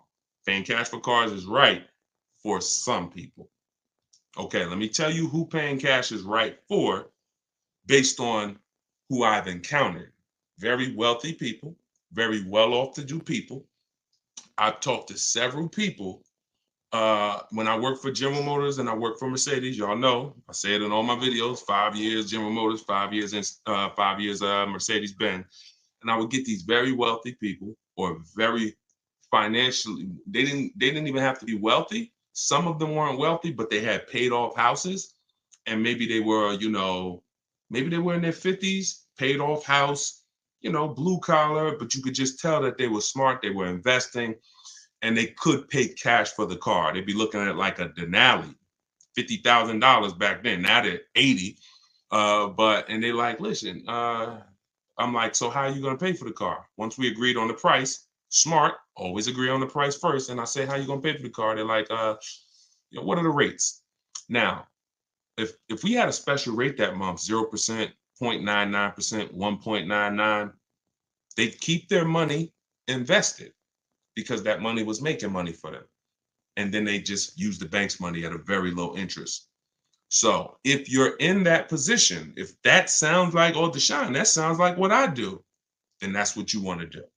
Now, if your money's not invested and you're not making it, then you just want to keep things low, keep debt out of the way. I like to keep then pay cash. Another thing people do is but that's for short-term buyers. So I'm assuming if you're purchasing a car, y'all already know you're a long-term person, 8+ years. But you shouldn't be buying a car paying cash and you're only keeping it 3 to 5 years. Because there was another group of people who would always get very aggressive leases, drive these cars for pennies compared to other people, and then they would just keep investing the difference. So while other people were putting thousands of dollars in cars, their lease payments were so low, they would just be investing their surplus money. So it's about knowing this. All right, Deshone, you just laid out 3 different types of people for me. Which one sounds like me? But when you hear people that say, always do this, red flag. And it's just they don't know enough. They're only operating from what they know, and what they know is not enough. And they want to project that onto you and hope. Think like I think. All right, let's go. Do I lease? It depends on if I'm going to keep my next car 8 years or not. I've leased probably 7 cars. Yeah, 6. And we just had an Infinity truck that we bought a year ago because we're going to keep it. So it's you always ask yourself the question. First question, when you open my book and you get to step 1, or if you ever see any of my videos and I tell you the first thing you do when I want to get a new car, first question is, how many years are you going to keep the next car? I call that the most important question. It's also the first question, because if you choose the wrong strategy, if you purchase, but you should have leased, there's no way for you to get your best deal. You are going to overpay by thousands of dollars because the person who leased is just way ahead of you. You're out here spending all this money, and the person who leased is just paying the little car payment, driving a ridiculously nice car for a very small amount. And it's just so you must put your deal on the right foundation. That's always step 1. Okay, can you drop a link in this video for your book, or do I need to go to Instagram? See if this one works. I don't know if I can pin the comment, but see if that one works. You should be able to click it. See if you can click on where it says deshonesbook.com. All right. Thanks, Growing. Enjoy it. Should I lease? And look, everybody who just jumped on, my new book is called Car Shopping for People That Hate Car Shopping. While we're on this broadcast for 30 minutes, it's 75% off. It's normally $97. It's a digital book. It'll be in your inbox in 2-3 minutes. You could use everything I teach on literally mastering the science of purchasing or leasing from home. And it's 75% off. You can get one in my TikTok bio, in my Instagram bio, or you can go to deshonesbook.com. All right. When you lease, how many years and by miles is that good? Okay. I think you're asking how many miles is it good to do. It's good. Oh, look, y'all, we can never assume anything. She's asking how many miles is it good to do? The miles you need. In the book, I teach you, and look, you'll notice I'll tell you in the book is this, and then I'll tell you. So it's not like, oh, get the book and you'll find out. I'm about to tell you. So what you do is you need to, I call it choosing your mileage wisely. If you don't choose your mileage wisely, you're going to get penalized. And what most people do when they get penalized is they blame the lease because they took a 10,000 mile a year lease knowing they needed 15. I had somebody come on my YouTube page, y'all. It was one of the most ignorant comments I've ever saw. He said, never take more than 12,000 miles on a lease. Okay. So you're telling me you would tell somebody who drives 18,000 miles a year to take 12,000 miles per year? You're probably the same person that when they go over by 6,000 miles every year, you would tell them to buy the lease, right? Yeah, just bury them. Why don't you just dig a hole, throw them in it, and just throw the dirt on top of them? Be a little better than what you're telling them to do now. You get the mileage you need. If you drive 12,000 miles per year, you do 12. Now, what you do is I have a little exercise. First thing you do is ask yourself, what's my mileage to and from work? Most of your mileage is going to be work. That's why when people were working from home, they literally looked up in 3 years, they had, they put 7,000 miles on their car because they were working from home. You want to ask yourself, how much do I drive to work round trip? If that's, let's say 10 miles a day, round trip is 20. Okay. How many miles, how many days a week? This is how you choose your mileage wisely. Very, very simple to do. Well, the easiest way is to look at your old car. Easiest way, look at what you draw, look at your old car, and then just say, all right, how many miles did I have when I first got it? How many miles am I putting on it a year? If nothing changed, that's the easiest way. Now, let's just say, Deshone, I don't have a car or I can't do that. Okay. Assess your lifestyle. What's my mileage to work? Now, let's get back to that scenario. Let's say you're like, okay, I do 20 miles a day, 10 miles to work, 10 miles back home. I do that 5 days a week. All right. That is 100 miles a week for work. You multiply that by 52 weeks in the year, and you'll see, okay, that's 5,200 miles. Perfect. I'm way under 10. The first threshold for most leases is usually 10,000 miles per year. Some luxury vehicles, some do a 7,500 mile per year lease. But what you want to do is say, okay, now what am I doing for leisure? All right, I go down south. Oh, all right, I take a trip across the country. Okay, I'll do that once a year. I'll probably put another 2,000 miles on doing vacations. Oh, I'll probably do this. So you're just adding it up. One person was like, Deshone, my child's going to college. I'm about to lease. This was somebody in my group. She was like, how do I account for the mileage? Like I'm gonna be visiting them at the college. I said, okay, how many times do you think you're gonna visit them? She said, probably, every 2 months I'll go out there. All right, how far is the trip? Well, 500 miles. Okay, see, we did that math. We just added it up. And she was like, okay, good. I think I need 15,000 miles of work. There you go. So all you do is just assess what you're gonna be doing and you'll be fine. You'll be fine. Get the mileage you need. Now, when you shop for your leases, y'all always shop with 12,000 miles. If you need 15, you always get your offers with 12 because the way we judge our offers, we divide the monthly payment they give us into the MSRP, and that gives us a percentage. That's how we came up with the 1% rule. I didn't come up with the 1% rule. I created the 1.5% rule. The 1% rule was created way before I started buying cars. That meant if your lease payment with no money out of pocket was 1% of the MSRP or less, it was a steal. You didn't have to ask any questions, drive off in the car before they changed their mind. Now, if you didn't, now what I saw is people knew about a steal, but they didn't know when it was the other extreme, overpaying. So I started doing some math and I looked at, okay, once you pay above 1.5% on your lease payment, you're paying too much for a car you're giving back to them in 3 years. So my rule of thumb, you'll see it in the book, you'll hear it in my videos, 1% or under is a steal. In between 1% and 1.5%, that's a deal. Over 1.5%, bad value. We pass on those. We pass on those. And in order for you to get your best lease offer, you must shop multiple offers. You must get at least 5 quotes, or you're not going to get the bottom price. Okay. Let's go. Let's go to Instagram for one. We rotating. We got a couple more minutes. Welcome to the new people that just jumped on. Shout out to everybody who's sharing. Thank you to everybody who's giving gifts on TikTok. I appreciate it. Everybody who's sending stars, all of that. The people who support the broadcast, that support the mission, it's 3 ways to do it. You can purchase a book. That's our sponsor. Car Shopping for People That Hate Car Shopping, my new digital book. Second way is to share the broadcast or give gifts, whatever you want. But, I appreciate everybody. All right, let's go Instagram. I don't see one over here. I see a lot of people on Instagram, but not too many questions. All right, so let's go. When getting more miles, does your monthly payment go up? Yes, it does. Absolutely. Yes, absolutely. So you're going to get your offers with 12,000 miles. And once you identify the best offer, you write that dealer.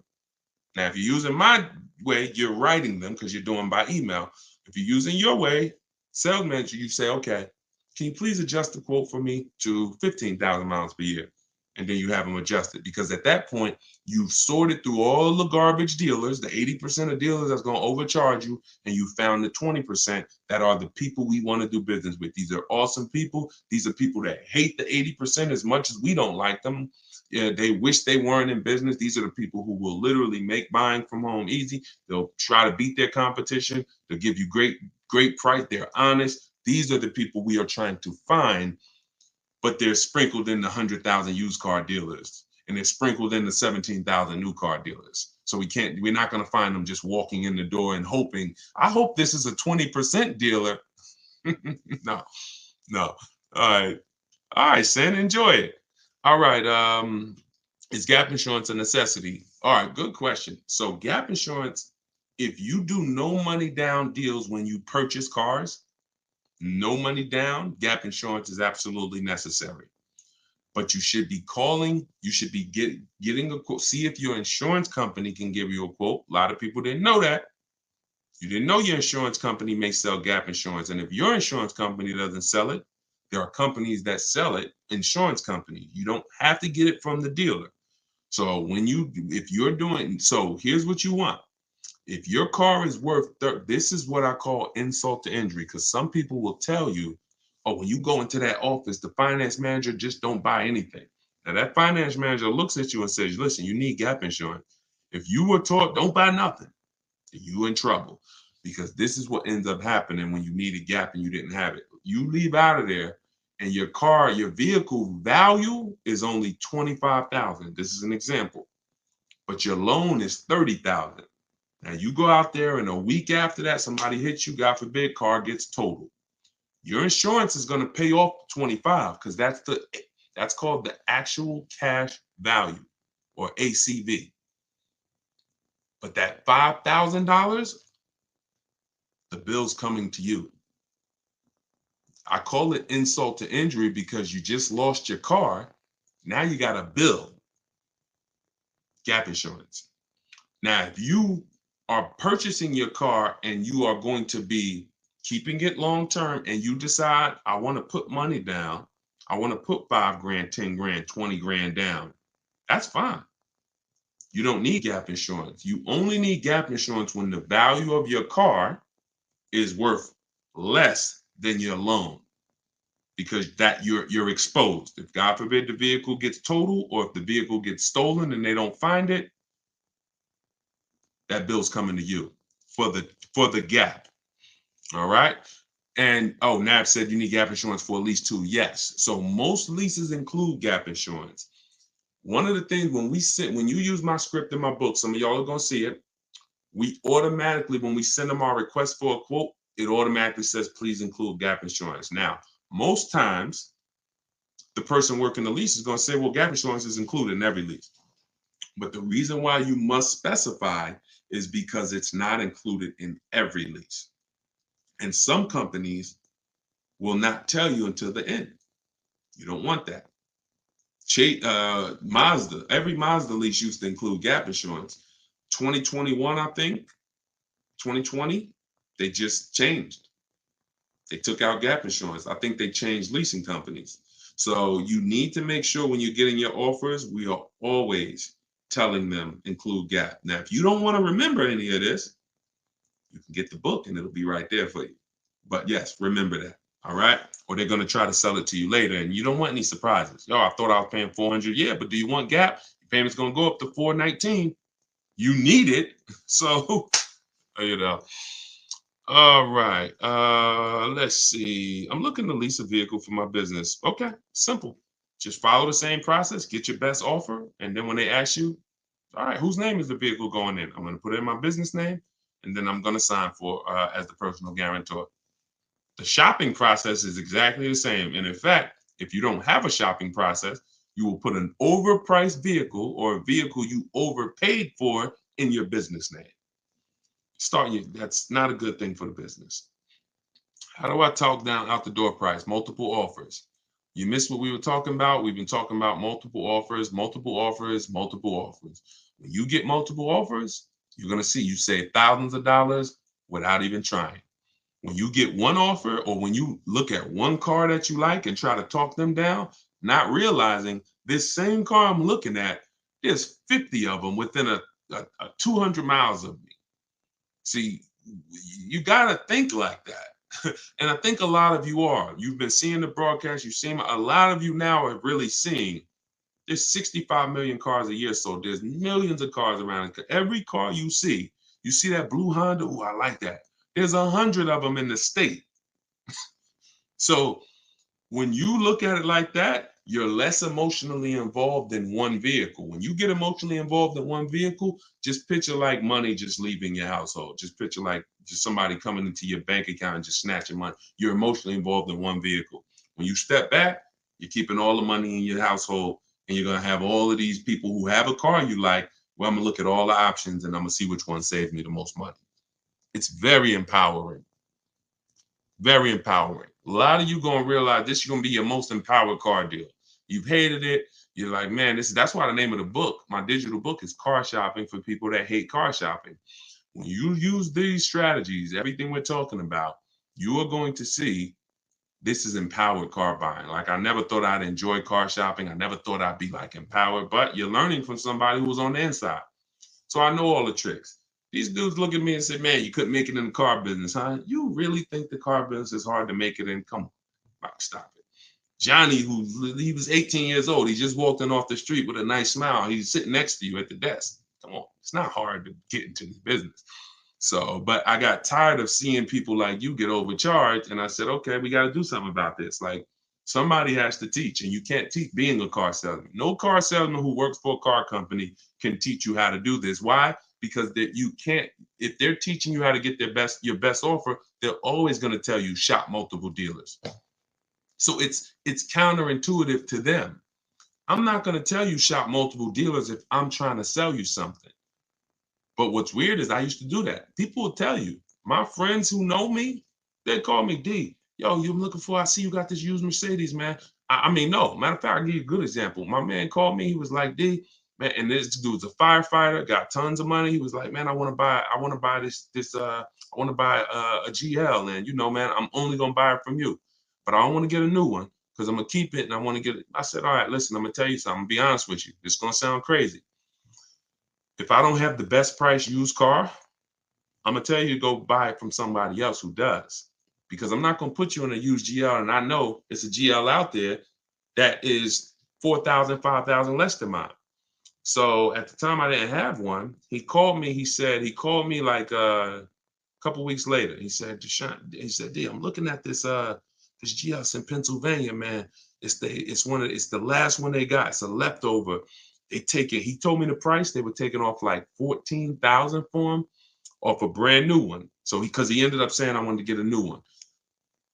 I told him, I said, I got a new one, but that's a better deal, bro. Take that deal. See, that's why my managers had a problem with me sometimes, because I'm telling people Come back and see me in 3 months. You're not ready like that. Like, no car salesman, unless they're willing to like just not care about selling a car today, they're not going to tell you to get multiple offers. But when you get multiple offers, that's how you save all the money. All the money. So you must get it. And when you do it, you'll never go back to the old way again. You can see it's too much money. You're going to see how much money I've been missing all these years.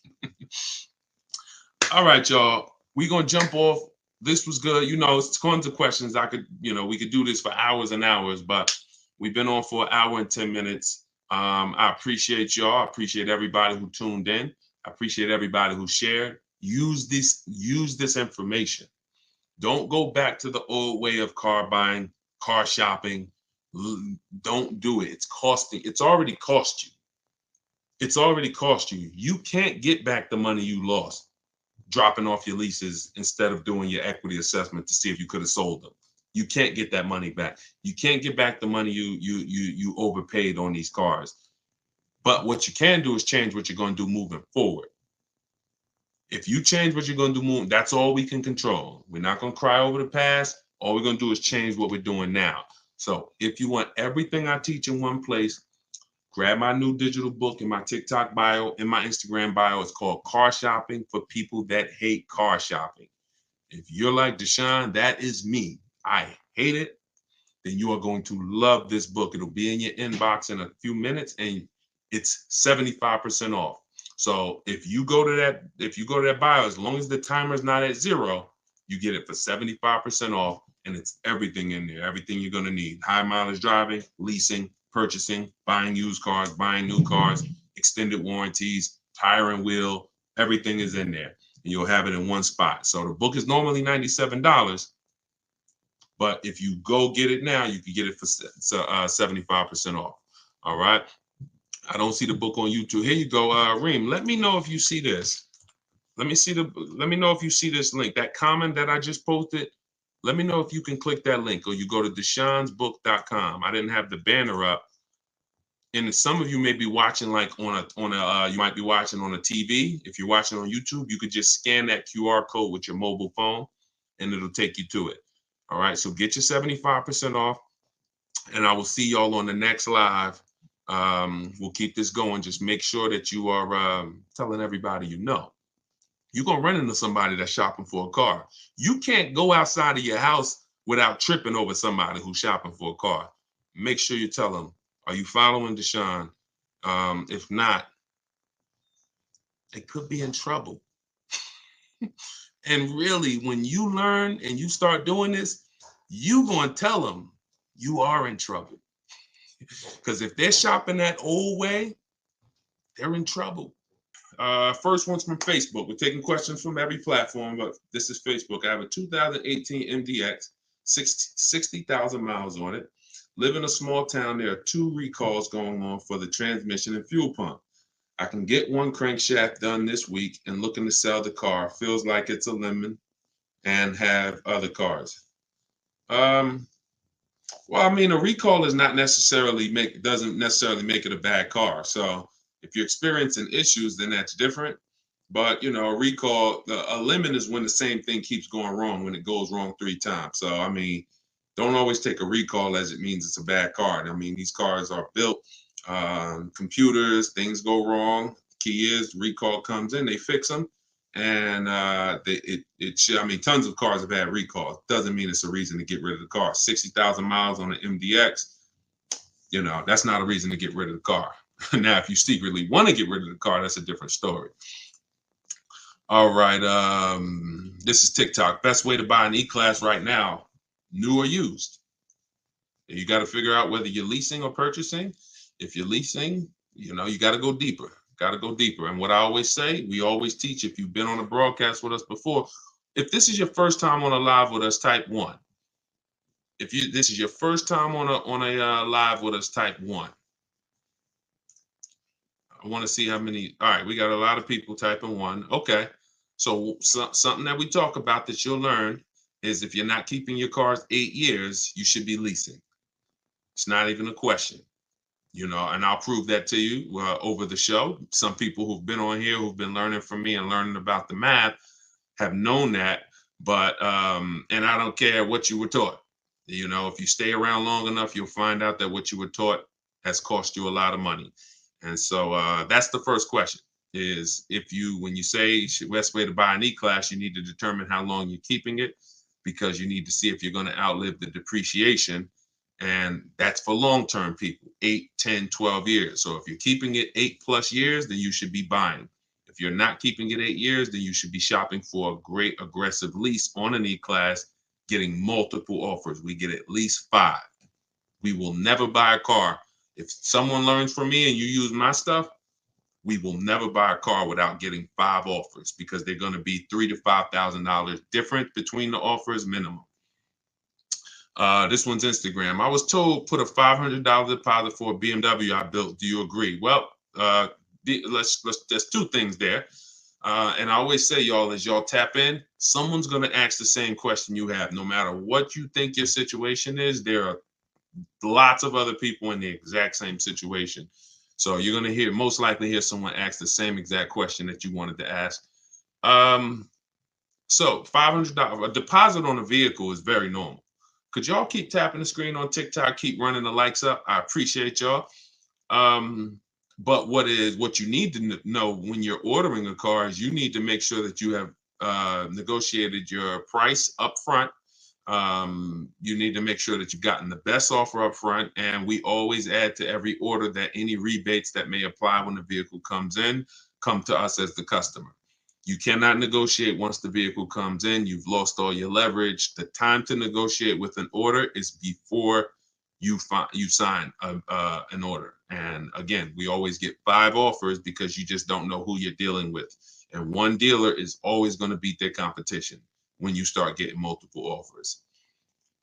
Okay, can you trade into a lease? Great question. Yes, many of you will find out. This one's from YouTube. So just keep typing your questions, y'all, and we'll get to as many as we can in the hour. Can you trade into a lease? So yes, many of you who found out, Deshone, I should have been leasing a long time ago. I'm not keeping my cars 8 years. And I'm in a finance now, or I have a car that I own. Many of you, your strategy is going to be to trade into a lease. For sure. You're going to sell. And listen, I want you to eliminate that word. We don't use the word trade. Now, if you have negative equity, in the last broadcast, one of the things I talk about is negative equity. If you can't pay the difference and sell to the highest bidder, you now have to do that deal with the dealer that you are going to buy your car from, who wins the bid. But everything we teach is a bid. So that's the only situation really where we are giving our old car and bringing it into the new transaction. That's why negative equity limits you. So if you have negative equity, I call it the devil to your car deals. You need to know the cause, which is usually you don't understand leasing and you buy your cars and trade them in. And then you need to, like I said, there's 2 ways to get out of it. There's 2 ways. You could either get the offers we teach in our equity assessment process. We get offers from CarMax, Driveway, Carvana, Kelly's Blue Book Instant Cash Offer. These replays do go up on YouTube and Facebook as well. So anything that you miss, hop onto the replay, watch it, and go to that section. Subscribe to the YouTube channel, because what we're going to do in the next coming weeks is we're going to start time-stamping the questions. So as we build it out, although you'll be able to tap in from every platform, if you want to watch a replay and say, okay, I want the answer to that question, you can only do that on YouTube. So we'll have that coming in the next couple weeks. But yeah, so that's what you're going to do. That's the only time we trade, is when there's a negative equity. Any other time, we're getting offers from the highest bidders online. And then whoever wins that bid gets our car. And then we're getting offers from the dealership for the car we want, multiple dealerships. And whoever wins that bid is who we buy our car from. That is how we maximize the money we save when we're buying. And that's how we make sure when we're selling our car, our lease. Who didn't know you could sell a lease?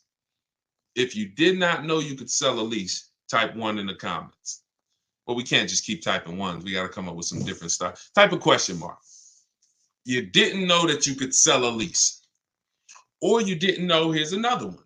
You didn't know you could sell a car while you still have a loan on it. Some people were taught, you might have been taught, oh, I thought I had to wait for the title. I didn't know I could sell a car because I would have people walk into the dealership and say, Deshone, that's the new one right there. I'm like, yeah, that's the 20, whatever. Just can't. Okay, I got 4 more payments. As soon as I pay off mine, I'm coming to get that. Horrible. Now I sit that person down, try to educate them on leasing because you're running a race, paying off this car, and as soon as you pay it off, you're going to start a whole nother race on another car. So yes, you can, you can certainly.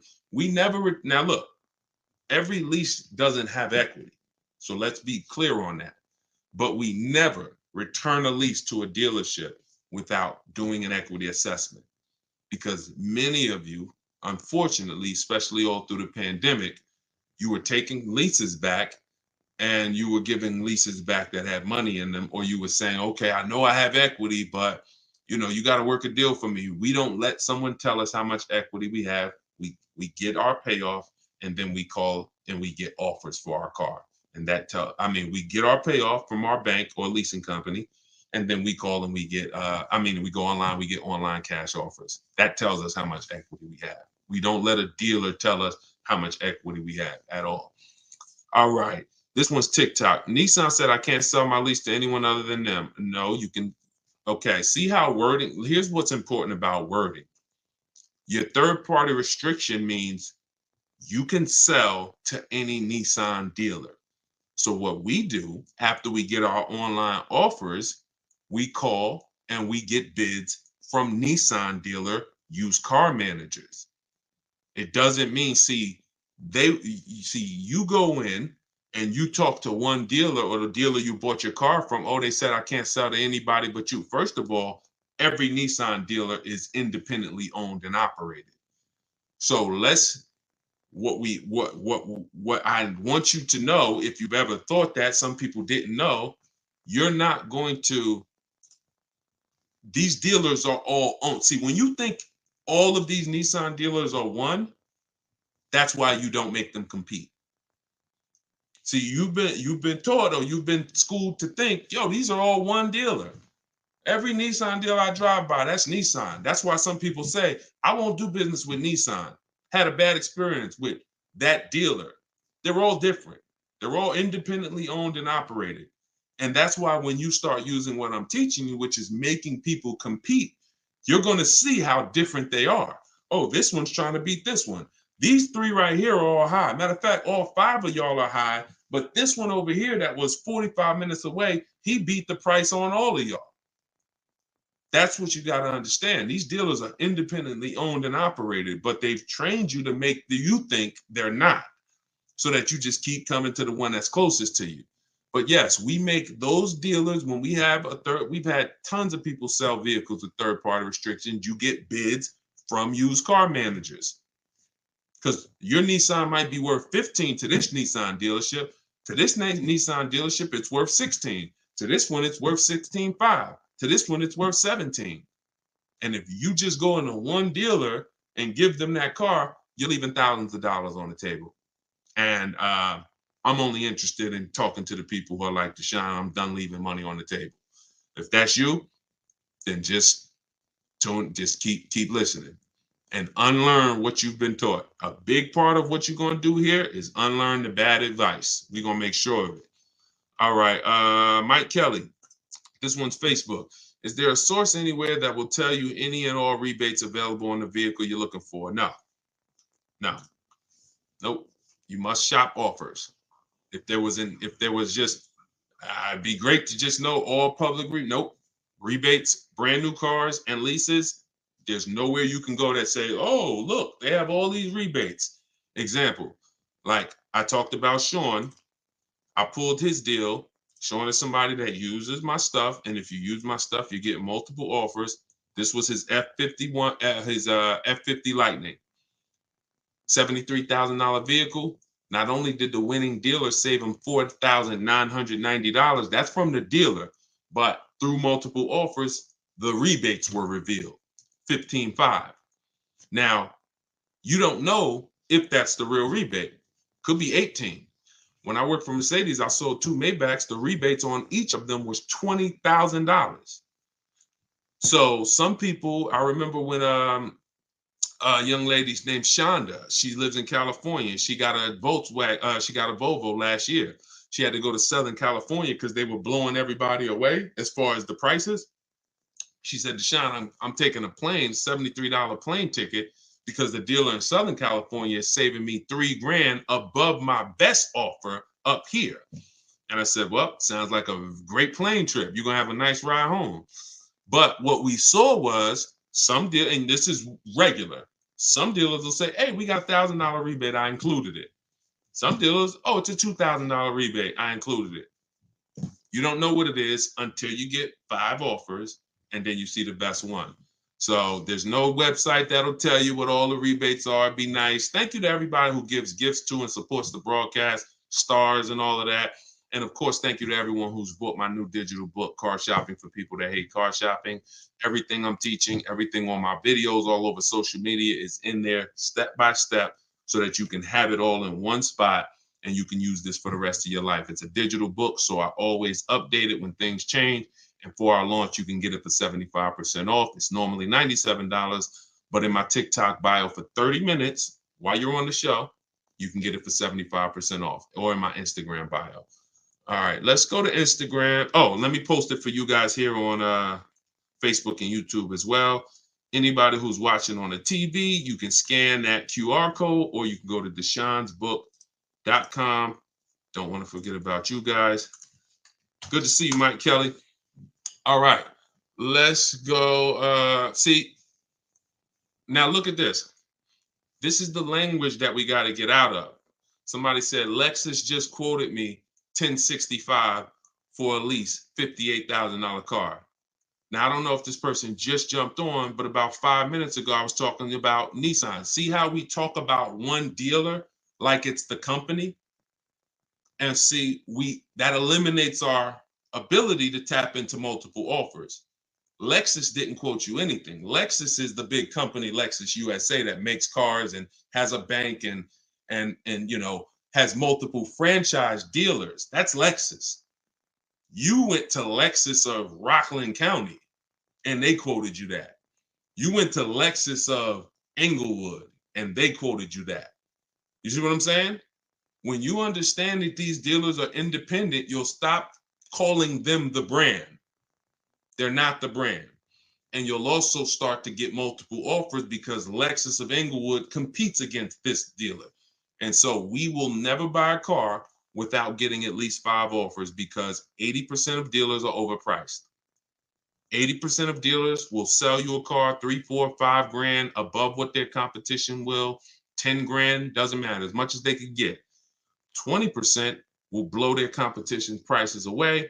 And that's who we find, and that's who we buy from. And we do that right here from home. Now, you're welcome to do it the manual way. You can call a bunch of Lexus dealers, ask for the sales manager, get multiple offers, tell them everything that you need so that they can give you a quote. You're more than welcome to do that.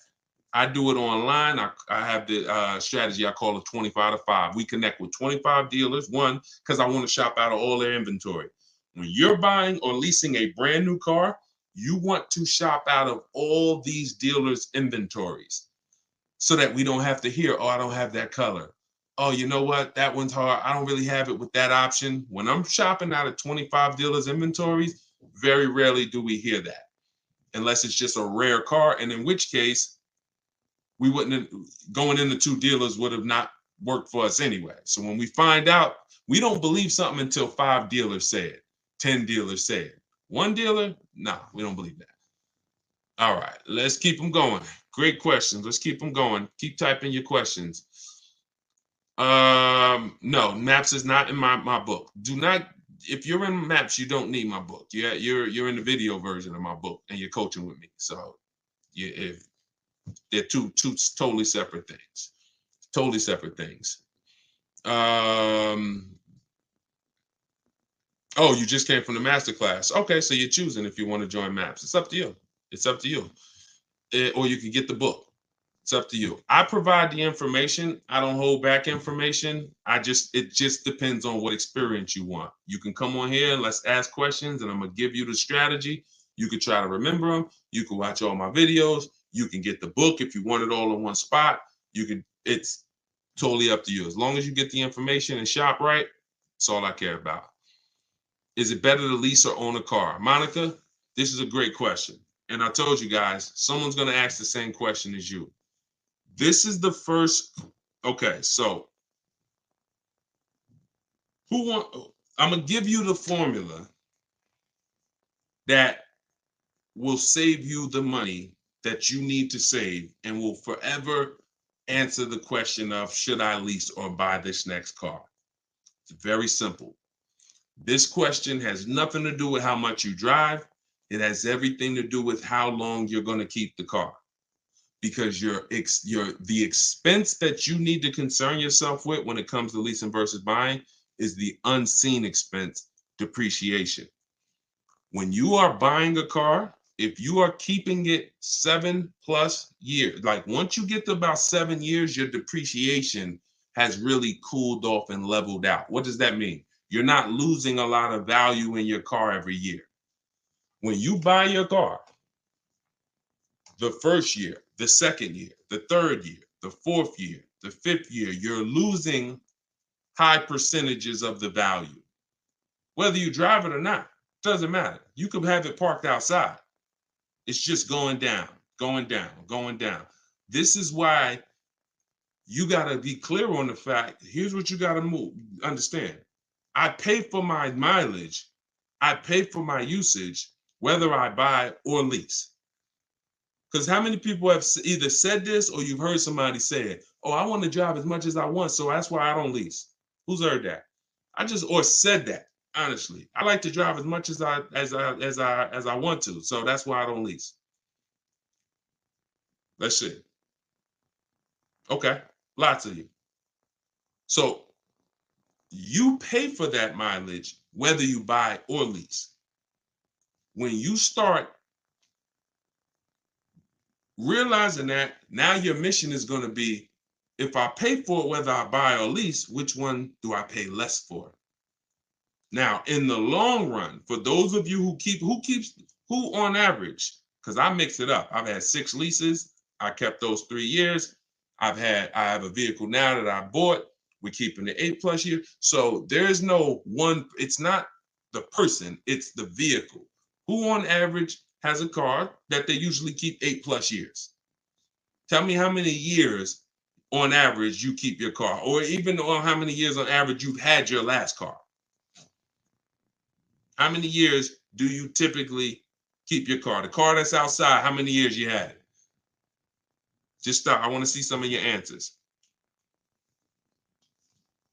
You shouldn't be shopping for a car like it's a second job. Once you decide what you want, if you're doing it your way, it's gonna suck. I'm not here to tell you it's not. I'm like, the old way sucks. That way, I get cars in 90 minutes. The people who use these online shopping strategies, I have an online shopping system. It's not something I hope works. I've worked with 1,700 people since 2021, personally, in my video library program. That's outside of the book. Thank God, we're putting thousands of books in people's hands. There's thousands of people that are going to be using this. It is not going to take them hours or even days. No, that's over. But the old way, yeah, takes a lot of time, and you still may not get what you want. Okay, so I see 3 years. I see 3. I see 15. I see 10. I see 10. Okay, let's see. I see 10. I see 2. I see 12. I see 8 and 12. Okay, so the question is, how many years have you kept the car that you have?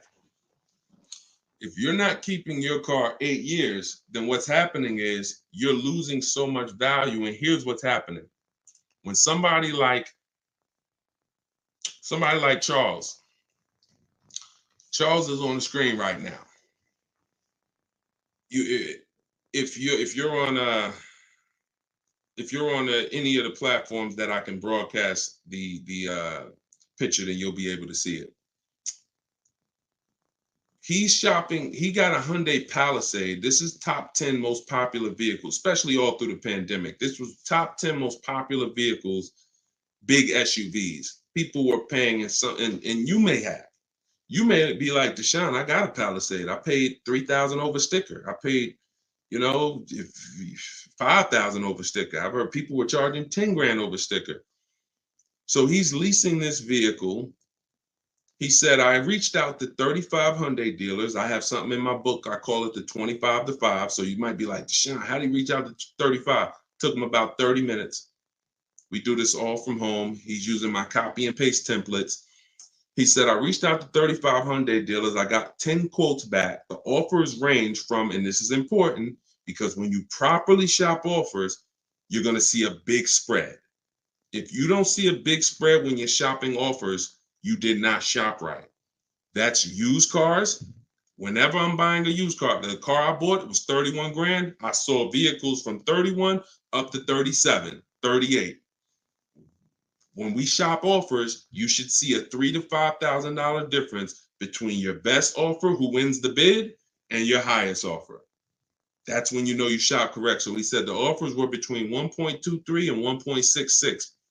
I'm a high mileage driver, so he adjusts the mileage after, but his payment on a $48,000, 48,595 Palisade is $597. They told you that leasing was like renting.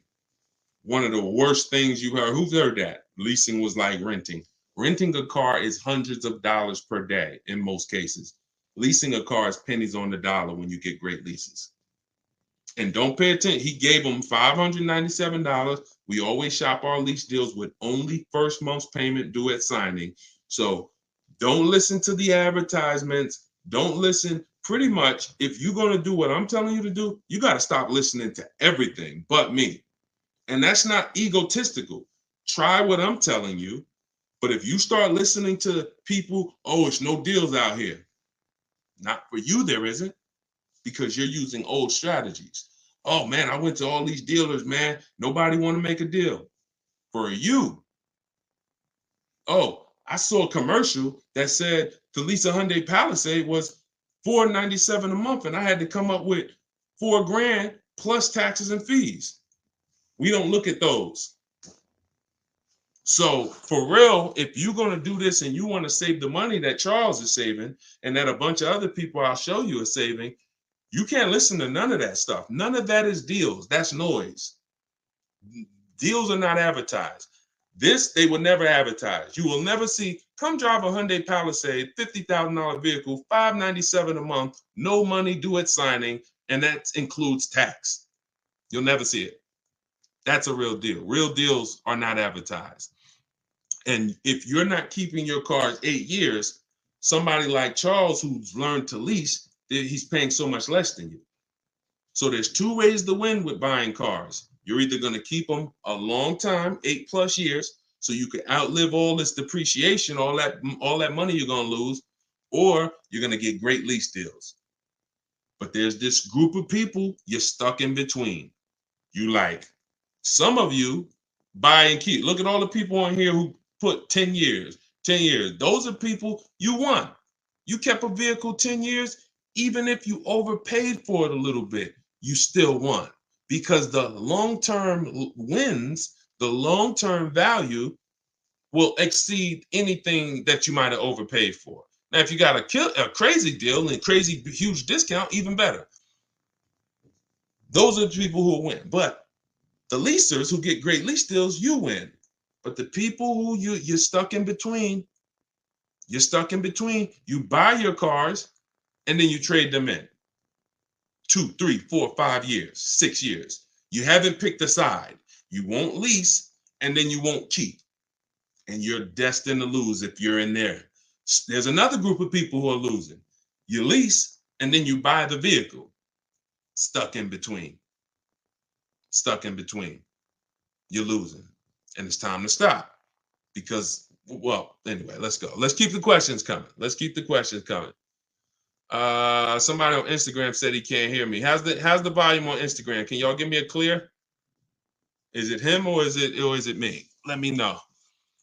All right, come on. Let's keep the questions rolling. Have any bad credit questions been answered yet? There's no bad questions that have been asked. Okay, good. It's clear. So check your audio, man. Check your audio. What credit score do you need, and what is your well, in my book is a plan for every credit score. Like if I couldn't lease, I'd be setting myself up for a lease. If I needed a vehicle right now, well, first of all, let's say I don't have the credit to lease right now and I don't need a vehicle. See, who knows that there's a very big difference between need a car and want a car? Who knows that? Very big difference. Sometimes you could mix those up. Yeah, I want a car. Do I need a car? That's different. If your car was stolen, totaled, you need a car. If you're just like, you know what? I'm looking around, I want a new car. You want a car. Now, if you have the credit, great. But if you know that based on what you're going to learn or what you've learned so far, I've got tons of broadcasts. We've talked about leasing. We're never going to stop talking about people who don't keep their cars 8 years. You're breaking the 8-year rule and you should be leasing. If I could qualify for a lease and I needed a car, I'm getting an inexpensive car that I can use to build credit. That's my only it's only two purposes for that car. If I know I should be leasing, Deshone, I want to drive these brand new cars. I want to pay these pennies on the dollar. I want these low payments and everything, but my credit's not there and I need a car. Then I'm getting me the least expensive car I could get a loan on. It's going to be for two purposes: to get me where I need to go and to build credit so I can lease in 2 years. Now, if you go out and you get a $20,000 or $30,000 car and pay 20% interest rate on it, you won't be leasing in 2 years because that car is going to have so much negative equity. When in 2 years, when you go to try to switch it and sell it, you're going to see I owe too much, and now that's going to blow out my lease deal. I would have got a great lease deal, but I still owe daggone $23,000 on that Scat Pack that was 9 years old with 90,000 miles. It's your choice. You could set yourself up or you could set yourself back. All right. Let's go. We're paying $20,000 down on a new car for $55K. Be advisable. Nikki, great question. Nikki asks, I always say, y'all, if you stay on long enough, somebody else is going to ask the same question you have because many of you are in the same situation. There's no one on here. I don't care what you think, your situation is not unique. It's not unique. Millions of people a year buy cars. And many of you are in the exact same situation. So you're going to hear your question. Now, she said, would paying 20 grand as a down payment on a brand new car for $55K be advisable? If you plan to keep the car 8+ years, then sure. There's nothing wrong. See, I want you to look at down payment money when you're buying, like paying cash. People weigh it the same. What's the rate? What am I doing with my money? So let's say the interest rate, before we buy any car, we always check to see is there any special interest rates. 0%, 0.99%, 1.99, especially in the days where interest rates are high. We check this. We check this anyway, but it doesn't matter. Interest rates could be super low. We're still going to check this.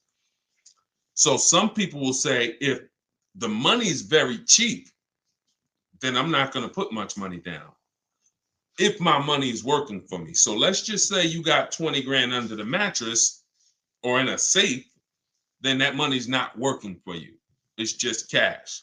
So you may not care about throwing it at the car. Someone who has money in the stock market and mutual funds and real estate and investments that are earning them, 8-10% or more, they're going to put less down and they're going to use the bank's money if it's cheap. Now, if the bank's money is expensive, 6%, 7%, 8%, then whether, in those cases, it makes sense to not use any leverage because the money's expensive. So if I was buying and money is expensive, then I'm going to put as much money as I can down. I'm going to look to pay off the car, but only if you're keeping it 8 years. If you're not keeping this car at least 8 years, then you're about to lose a ton of that money. 20 grand, you're about to lose a ton of that. A ton. because you should be leasing. You should be shopping for leases, not for purchases. We must, if your goal is not to be one of the people on here, when I ask how long have you had your car and they put 9, 10, 12 years, if your goal is not to get to that level, because at that level, you've outlived depreciation. Your car has lost tons of value the first 3, 4, 5, 6 years, tons of value. But it gets to a point where it's cooled off. It gets to a point where you're not losing that much money anymore. And that's where most people go and trade a car and do it all over again. They said, look, I went through the worst depreciation for 6 years, but let's go and do this again now. Start all over. Where you're supposed to be at that point, like, now this is where I keep it. Car's paid off, depreciation's cooled off. I'm going to keep this thing, and I'm going to now get all of this money that I put into this car back out of it. I'm not going to go swap this and do this thing all over again. If you are that per Deshone, I'm not keeping a car that long, then you should be shopping for leases. Deshone, I don't have the credit, then you should be getting a car that sets you up for a lease in 2 years. Very simple. Boundaries. T-Rock, good to see you. Good to see you. I see a lot of people. If this is your first time on the broadcast with us, can you type a 1? I always like to shout out the new people and shout out to the sharers. Shout out to everybody who tagged somebody, who invited somebody to the broadcast. On Instagram, if you hit the share button, you could actually run down the list and just share with like several of your friends. And look, I'm just telling you, as we get this information out, you don't want to see your friend's car deal in a year. And you like, when did you get that car? And you like, you don't follow Deshone? And like, no, I never heard of him. Because most people have no idea who the heck I am. And you like, man, I've been following him for like a year. No, didn't I tell you I was shopping for a car? Why you ain't telling me about him? Now you might lose a friend. You might lose a friend. I'm just saying. All right. To everybody that just jumped on, everything that I'm teaching, if you've seen any of my social media videos, it all comes out of my brand new book, Car Shopping for People That Hate Car Shopping. It's a digital book, and I kept it digital because I have links in there. I got links to videos. I got links to my scripts, and I update it when things change in the market. If I had 100,000 books in your houses, now something changes, a website changes. That now here's what you'll be hearing. Hey guys, yeah, I know you bought my book last year, but you know, a couple of the websites changed, so I just released volume 2, the updated version. Go get that now. Right in my that's the only thing you could do. I wouldn't be wrong. It's just that's all you could do if you have a print book. With a digital book, update, you open it a year from now. Any websites that are not relevant anymore, like Vroom went out of business a couple months ago. They weren't part of our bidding strategy. You open it up, you don't see Vroom because I updated the file. So you can get it for 75% off as part of our launch. In my TikTok bio, it's normally $97. In my Instagram bio, or you can go to deshonsbook.com if you're on Facebook or YouTube. I'll put the link for y'all. And let's keep the questions coming. Let's go. But get your book. Once 30 minutes expires, it's $97, which is still great money. So it doesn't matter. You're still going to win. But 24 is better than 97. All right. Let's see. This one's from Facebook. We're taking questions from all platforms, so keep typing them. I typically lease, but I want to buy a used car 3 years or older. Plan to keep it for a minimum of 3 to 5 years. Can't make this stuff up. Paul, how long you been on the broadcast? How long you been on the broadcast, Paul?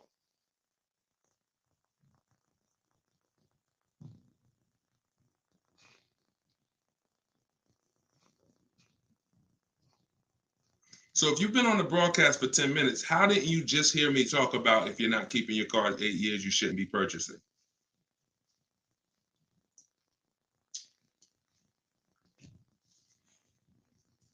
You're losing, brother. You're losing. I'm making this as clear as it can possibly be. You need to be locked in. I didn't say if it's not used. Don't, please listen. Take what I say exactly the way I say it. Exactly the way I say it. Don't add to it. Don't take away from it. That's the only, now, if it doesn't work, you come back to me and you say something. But if I'm teaching you something that I would, and I hate this, 90% of people are doing incorrectly, then in order for you to really win, you got to be totally locked into the details, bro. Like we talking numbers, we talking financial, like we talk. So you got to be in, and look, because this is new for you, you might have to be like, all right, D, I got to go back and I got to rewatch the broadcast. But as long as I have laid this out for y'all in a way where I don't want you thinking, because this is an industry that I've been in for now total 2006, we're going on 18 years now. And I know that in order for you to win, all of you, I have to make this in a way where you guys don't have to think. Because the minute you start, I got to think and I got to remember, what should I say there? I'm setting you up for failure. So best thing is just, if you hear Deshone say this, lock it in as a rule, especially if I say it's a rule, like the 8-year rule. And the 8-year rule is this. This is step 1 in my book. My book is 7 steps. Step 1 is the most important question. How many years are you keeping the car? Why is that the most important question? Because that's going to determine whether you buy or lease. If you answer that question and say 8 years, you're buying. If you say 3 years, you're leasing. 8-year rule. 8-year rule. If I'm not buying if I'm not keeping 8 years, I shouldn't be buying. And I don't care how much money I save. If I buy when I should have leased, it does not matter how much money I save. Let's go back to one of these lease deals. Let's look at Danielle. Danielle is driving a $44,000 Audi. She's paying $550 a month. Let's just say somebody went in to buy that same Audi. Y'all, shout out to y'all liking this, tapping the screen on TikTok. I appreciate y'all shooting the likes up. Let's just say Danielle, who leased this Audi for $550 a month, that's all she gave them, $550. She drove off. Let's just, I want to show you to hammer this home. This buying versus leasing thing, I'm like, we're gonna hit it from all angles. Like, we are gonna hit it straight on from the side, hook it, uppercut, because you gotta be, because they've been hitting y'all with bad information for so long. They've been hitting y'all with bad lease commercials, Dave Ramsey videos, viral videos. They've been hitting y'all with all this stuff from so many angles, so we got to do it the same way. So let's take Danielle, who got a really good lease, $550 a month, and it's a $44,000 car. I want to show you that if you buy when you should have leased, it doesn't matter how good of a deal you get. You lost. You lost big money. Let's say somebody comes in and they're looking at the same Audi that Danielle just leased. She just leased it. They want to buy it. Now, let's just say let's say they get let's say they even get multiple offers like I teach, and somehow they save $5,000. Just make up a number. Save daggone more than 10% of the price. So they buy that car for $39,000. Now, once their taxes and everything go in, they're going to be about $42,000. Every $5,000 is what, y'all? Every $5,000 that you borrow on a loan, some of you know, if you're new, you may not know, but you're about to find out. Every $5,000 is how much per month? So this person came in, they used their skills, they might have used a negotiator, or they used my strategy, got bids. They end up getting a $45,000 Audi, $44,000 Audi for $39,000. Now they're going to finance about $42,000. There we go. Thanks, MK. Every 100, it's $100. So where does that put them per month? 42, about $830. Yeah, but he saved $5,000. Matter of fact, no, man, he stole a car. He saved $10,000. He went in, got the brand new Audi A3, saved $10,000. They just wanted to give him a price no one else in the country has ever gotten. We want to give you a price no one else in this world has ever paid. Take $10,000 off that. Instead of 44, sell it to him for 34. My God, I really won with this. Now, Danielle drove off for $550. He gets it for 34, taxes and everything. He's about 38. Every $5,000, $100 a month. What's his payment? 38, $750.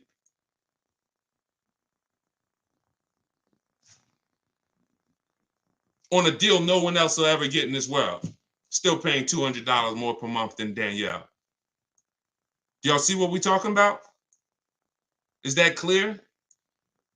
That's why the first question, how many years are you going to keep the car, which is the leasing versus buying question, the 8-year rule question, is where your deal foundation. Let's say somebody says, you know what, Deshone, I'm not buying new. I'm going to buy a pre-owned one. Okay, you're going to buy a pre-owned Audi? You're not keeping it, though. Nah, I ain't going to keep it. I'll keep it about 5 years. Okay. And you're not going to lease it. Nah, I don't believe in leasing. Okay.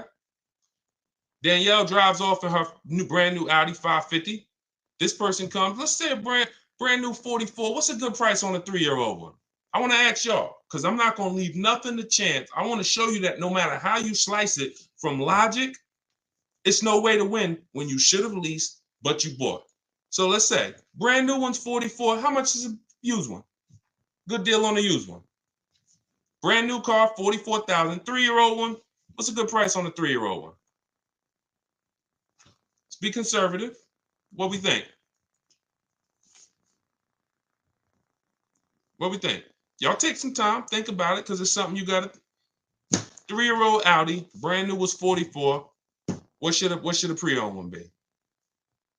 Can we say, okay, I was going to say 28, Mike. Mike said 30. The Don said 30. That's fair. 27. So let's call it anywhere in there, right? Let's go with the lowest one. Pre-owned one shouldn't be 40. Stick around. If the car is brand new 40, then at 44, then the pre-owned one shouldn't be 40 for 3 years old. Stay here, okay? Stay here. We're gonna make sure that you save money, but let's just go deep. Let's just say the lowest number somebody called out on this broadcast is what the person gets it for, $27,000. $27,000 tax, put them about 30. Every $5,000, how much a month? $100. What's their payment? $600. Is it clicking? If it's clicking, we just compared a good lease deal that Danielle got, what's coming out of her house, what she's driving. Danielle pulls up to next to two people. Let's just say they all at the traffic light. 3 Audi A3s at a traffic light.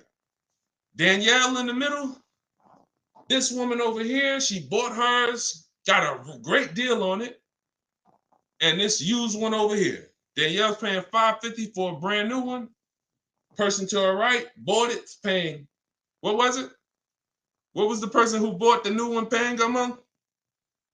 Was it 8? It was 8, right? And the person to our left who's driving the used one, 3 years old, 1 year left on the warranty, is paying 6. This is why I fight for you to understand. This is how you got to understand. So when you think about it, and some of you might be saying to yourself, Dad, Deshone, I haven't kept my cars 8 years. That's me. So what are you going to do now?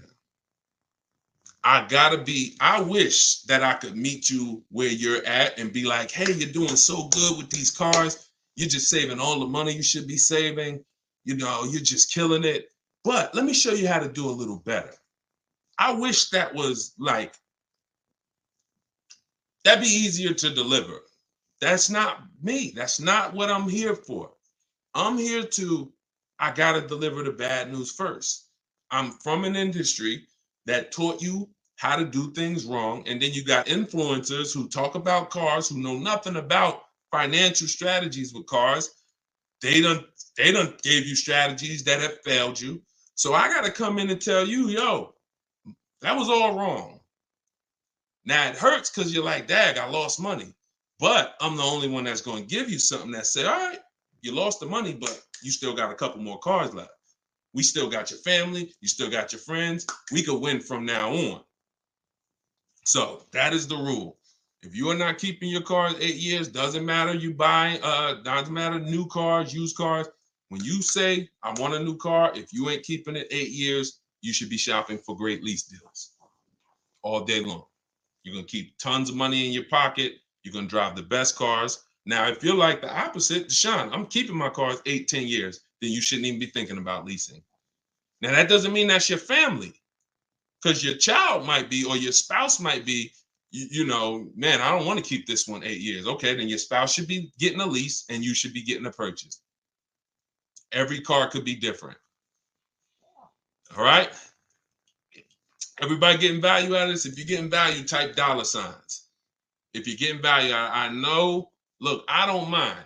I'm from an industry of confrontation, so I don't mind coming in and having the latest down. But here's what I do know. A year from now, 5 years from now, you're going to be like, man, I'm glad I learned how to do this thing right.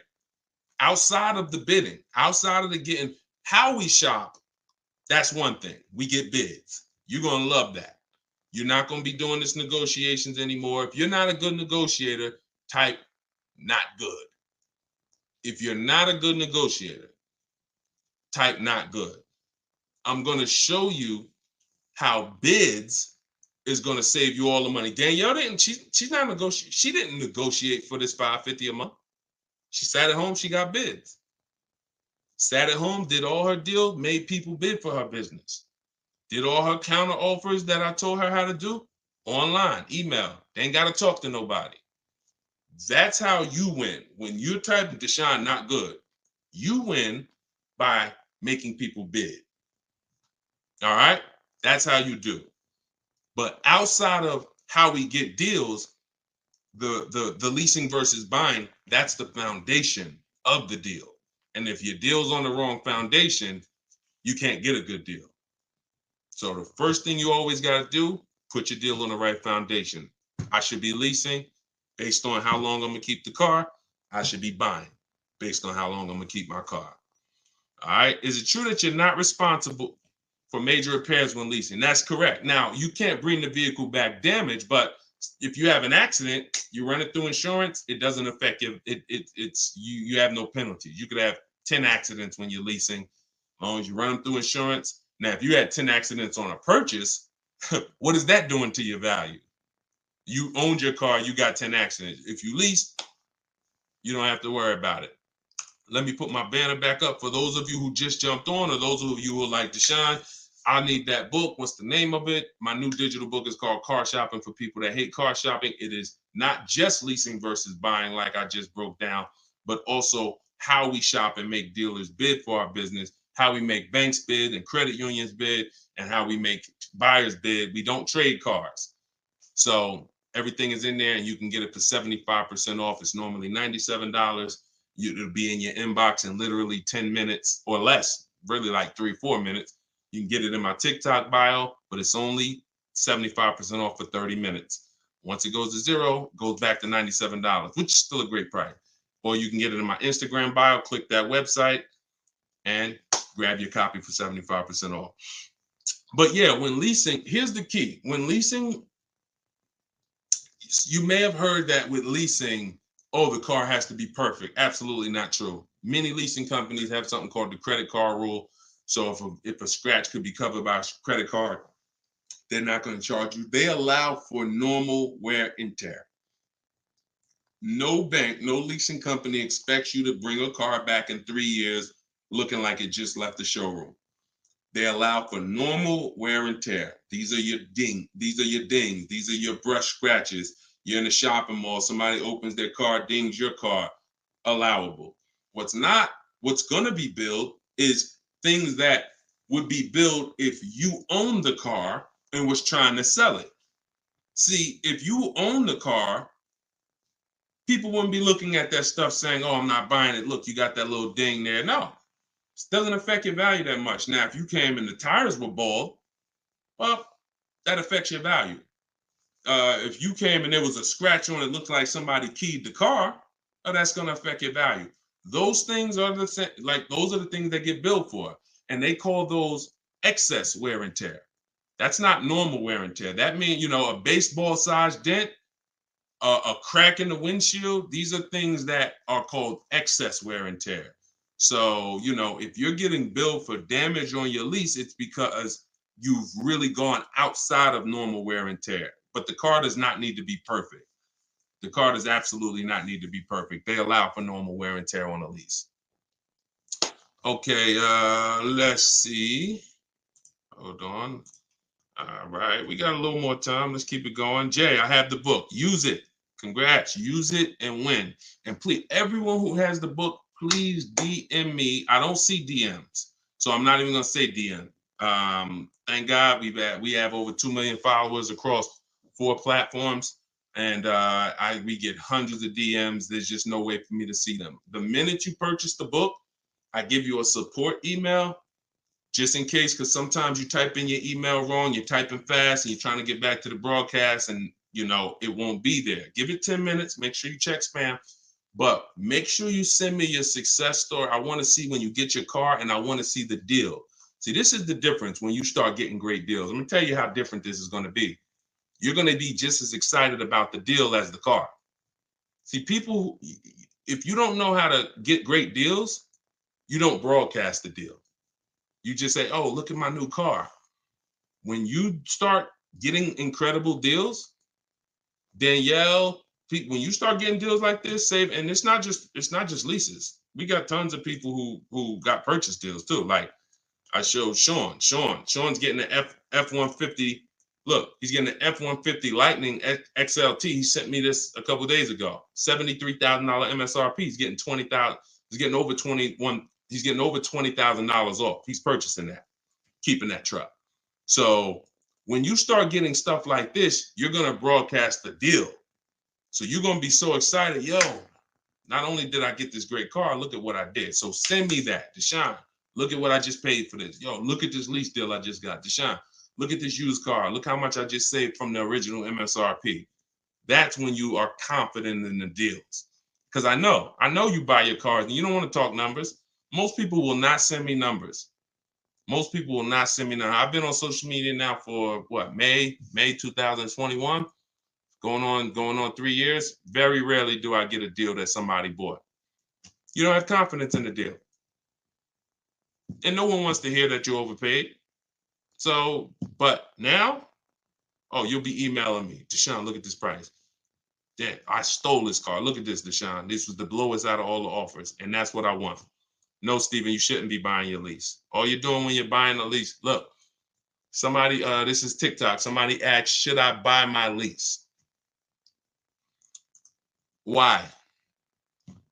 And the answer is no, unless you're keeping it 8 years. Because here's the thing. I know some of y'all may have heard about, heard this thing that's not a thing called lease to buy. Who's heard about that? Who's heard lease to buy? Who's heard that? Lease to buy. Who's heard that? Okay. Steven said, I never heard of it. Okay. What it is people will lease their car, turn around and buy it. We don't do that because you've already had the car for 3 years. And what you're doing is it goes back to not picking out. If you say all you're doing when you buy a lease is buying a used car, that's it. If you look at it the exact same way, that is exactly what it is. So when you look at it that way, now what you're asking yourself is, Deshone, should I buy a used car or should I lease a new car? Now, if you tell me you're keeping it 8+ years, then buy the used car. That's the only thing you're doing when you buy your lease. You're buying a used car. People used to come into the dealership. It was one of the least exciting things that I ever did. I'm gonna tell you why. And I would try to make it exciting. It never was. People come in. I set up the appointment for them to come buy their lease out. They wouldn't listen to me in some cases. Now, again, if you're keeping the car forever, if you say, Deshone, I love this car, you know what? I leased it for 3 years. I could see myself keeping it for another 8 to 10. Easy. I love this car. Then buy it. 100%.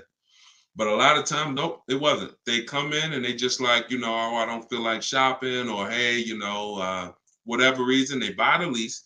They come out of the office and I'm like, all right, hey, paperwork's done, because you're literally starting another loan, or you're laying out a good financial check for a car you've been driving for 3 years.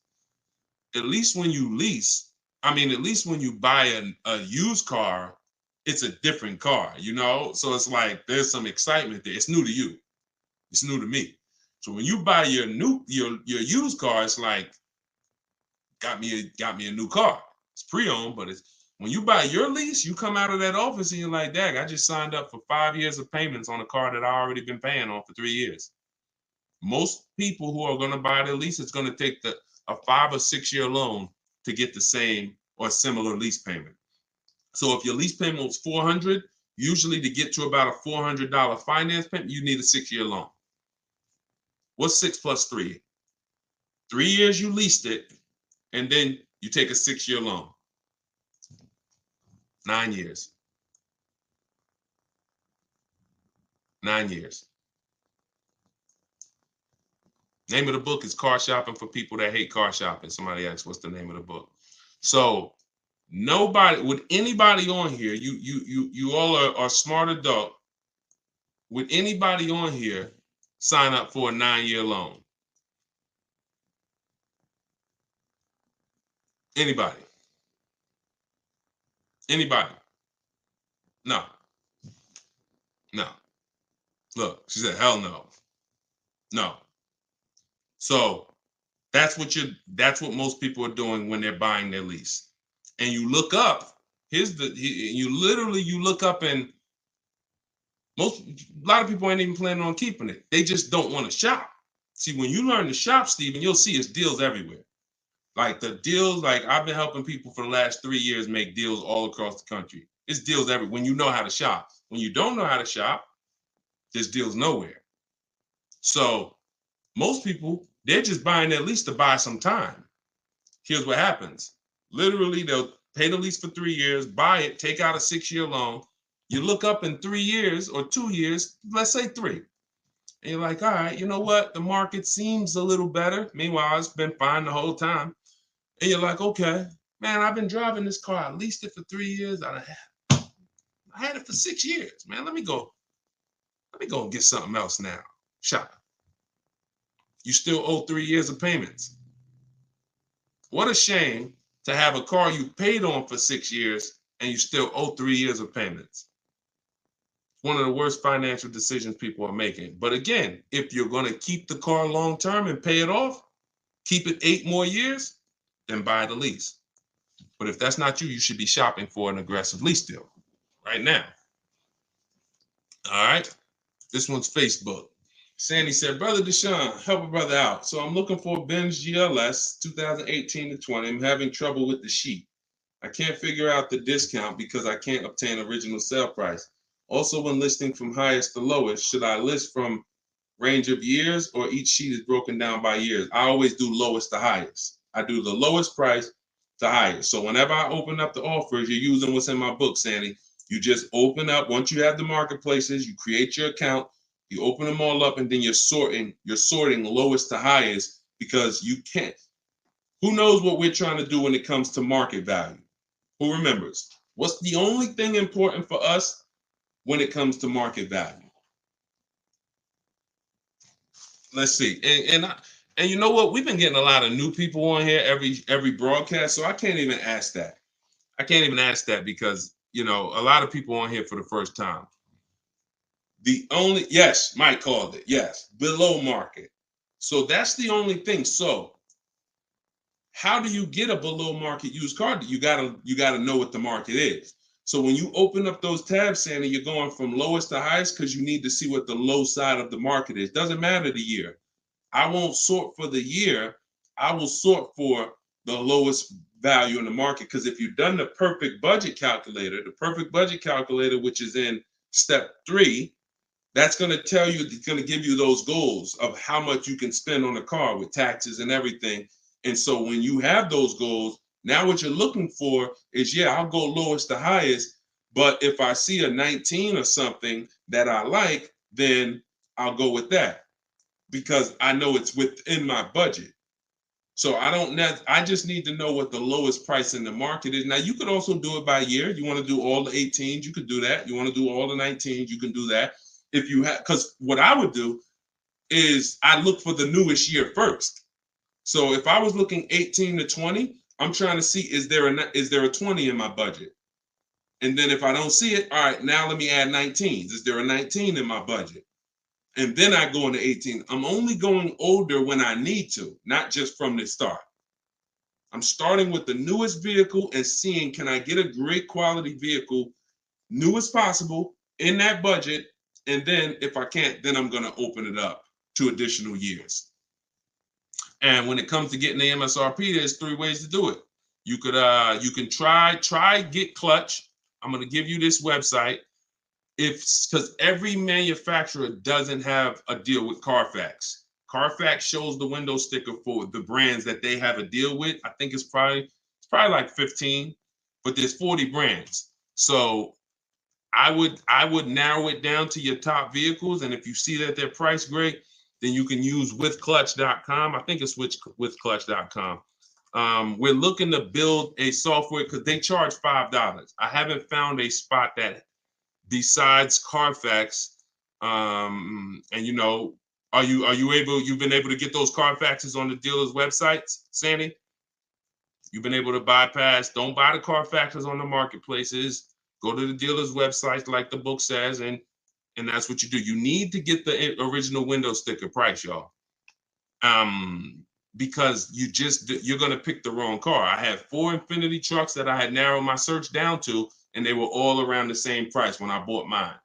They were all 2020s. They were all the same color, interior color. When I'm looking at them online, they all look the same. They're major differences, and the biggest difference is they're all asking between 30 and 32,000. But one of them brand new was 46, one of them was 48, one of them was 52, and one of them was 54.5, and that's the one I got. See how major that is? Dad, what if I would have picked the $46,000 one because they were asking 30? So I picked the one that was 46,000 brand new. So the one I got had the biggest discount. So when we're shopping, when we're making our final decision on which used car we're going to buy, we're not looking at the dealer, the discount the dealer is giving us. That doesn't matter. What matters is which one of these cars have the biggest discount from the original price when it was new. If this car was 50,000 brand new and they're asking 35, and then this car was 55,000 new and they're asking 35, this one's better. You're giving me 5,000 more value. I wouldn't know that. On top of that, I wouldn't even know what's in the car, what equipment, what packages. So I need to know that to be able to make the best decision. We shop different. We shop different. Normally in the left-hand corner under original MSRP. Oh, wait, I couldn't see that. All right, let's see. Anything on Instagram? We got a couple more minutes, and then we'll wrap. Shout out to everybody who got my new book. Use it. Use it. I don't even say read it. That's not a book you read. That's a book you use. It's a step-by-step action guide. Do this, then do this, then go here, then type this in. And when you get to step 7, because it's 7 steps to saving time, money, and avoiding dealerships, when you get to step 7 is delivery. So when you get to step 7, I'm congratulating you. Good job. You stuck to the process. You saved money. Enjoy. Like, let's make sure delivery goes smooth. You shouldn't be reading step 7 and then saying, all right, I read the whole book. Now let me go back and car shop. No, that's not the way this book is. It's action guide. Normally $97. If you haven't visited the site yet, you can still get it for 75% off for 30 minutes as part of our official book launch. It'll be in your inbox in a matter of minutes. You can go to my TikTok bio and grab yours. You can go to my Instagram bio and grab yours. And you'll have everything I teach in one spot, step by step. All right. I need this. Perfect. Now it makes sense. I was confused. You're the man. Appreciate you. Use it. I'm excited for you. Just stick to the process, and stay in the boundaries. You'll be just fine. It's different when you're operating with a plan. New here. Is this the help to when buying a car or selling? No, we're not. You're talking about selling cars as like a car salesman? No, we talk about buying and leasing cars, like, and how to get great deals. The book is normally $97. Somebody said, how much is the book? It's normally $97. That's the price it will be. That's the price it was before we launched it. And for our launch, it's 75% off. So if you get there before the timer is before 30 minutes, you get it for $24. And $97 is a great price, because you'll look back on it. If you use this book will save you. This book's probably worth $10,000. It's worth $5,000 each car you get, I would think. So depends on how many cars you're gonna get. Okay, this one's YouTube. How do you turn the rent charge on a lease agreement into an APR? No, we don't shop like that. You're not gonna do anything by converting so what he's talking about is taking the money factor and converting it into an interest rate. You multiply it by 2,400. That doesn't matter. Here's what matters. Listen, we take the way we do lease deals, we divide the MSRP into the monthly payment. That gives us a percentage. We divide the monthly payment into the MSRP. That gives us a percentage. This is based on the 1% rule. Every savvy lease buyer, well, most savvy lease people who've been getting great lease deals for like the last 20 years, you always knew about the 1% rule.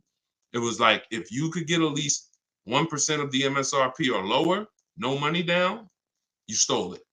So all my leases, every single time I've leased, and I haven't leased since 2019, that was my last one, have been under 1%. My Jeep Grand Cherokee, $35,000 vehicle, $330 a month.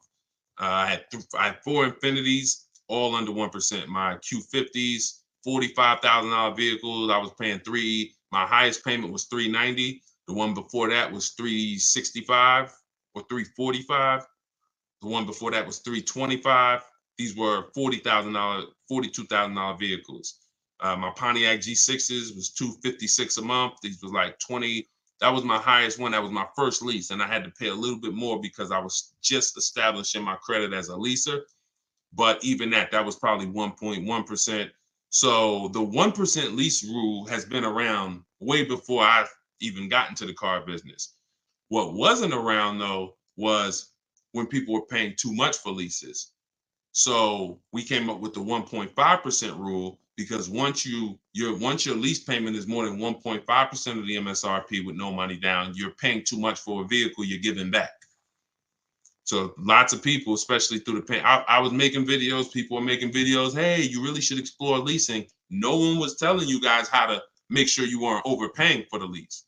Now, that doesn't mean it's a great deal. Like, that was like the max, 2 extremes. 1%, I stole a vehicle. 1.5%, I overpaid. So somewhere in between here is good deals. So when you look at this and you're like, okay, lease deals. What was the question? Oh, no, it wasn't Stephen. It wasn't leasing seems so costly now. Somebody had said something. How'd I get on that subject? What was I talking about that I went into a lot of lease deals? Thank you for your time and expertise. Appreciate it. I told y'all know when I'm doing these rapid fire Q&A, especially, we're an hour and 15 minutes in. See, that's usually my body clock saying, all right, it's about time to wrap.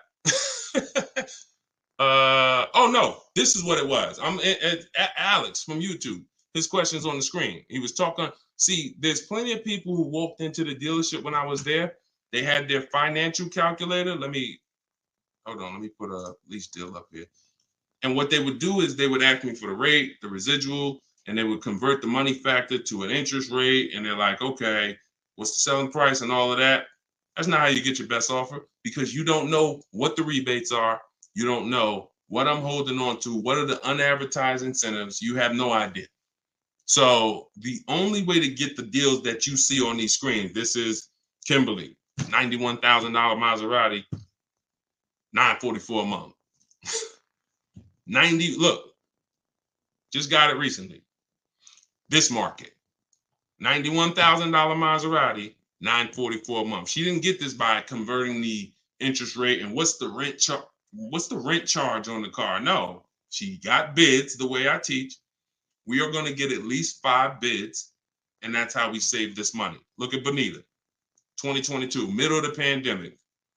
Everybody else, and you might have a Telluride that you're leasing, paying $700-800 a month. Maybe you put money down.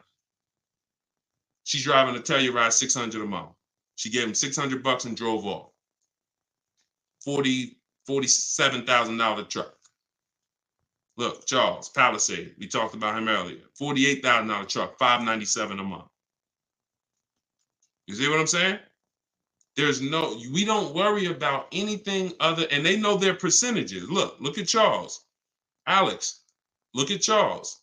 They know their percentages. They divide the monthly payment of the offers. We get all our offers with first month's payment only out of pocket.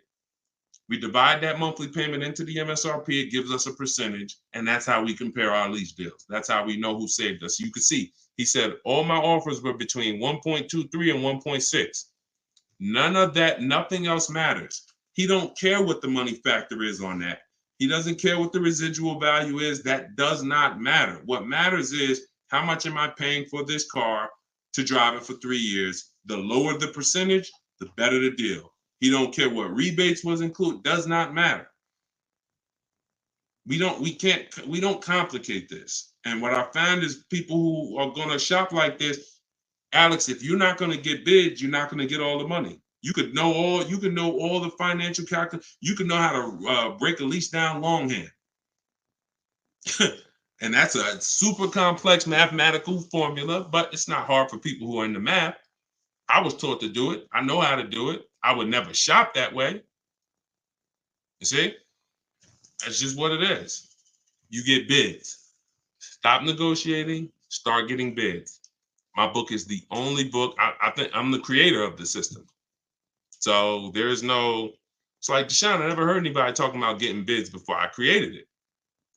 I created the 8-year rule. I'm not teaching. I'm fortunate, thank you, Lord, that everything that I teach outside of standard like math is stuff that I created. The 8-year rule, that's me sitting down and saying, okay, when's the cutoff when a person who purchases starts to win based on depreciation? 8 years. What's the cutoff when a person pays too much for a lease compared to someone who bought and now they're giving the car back? They paid too much, 1.5%. So the bidding system that we use, it's not something I learned, it's something that I created. That's why I say test it. That's what my entire book is. Car shopping for people that hate car shopping.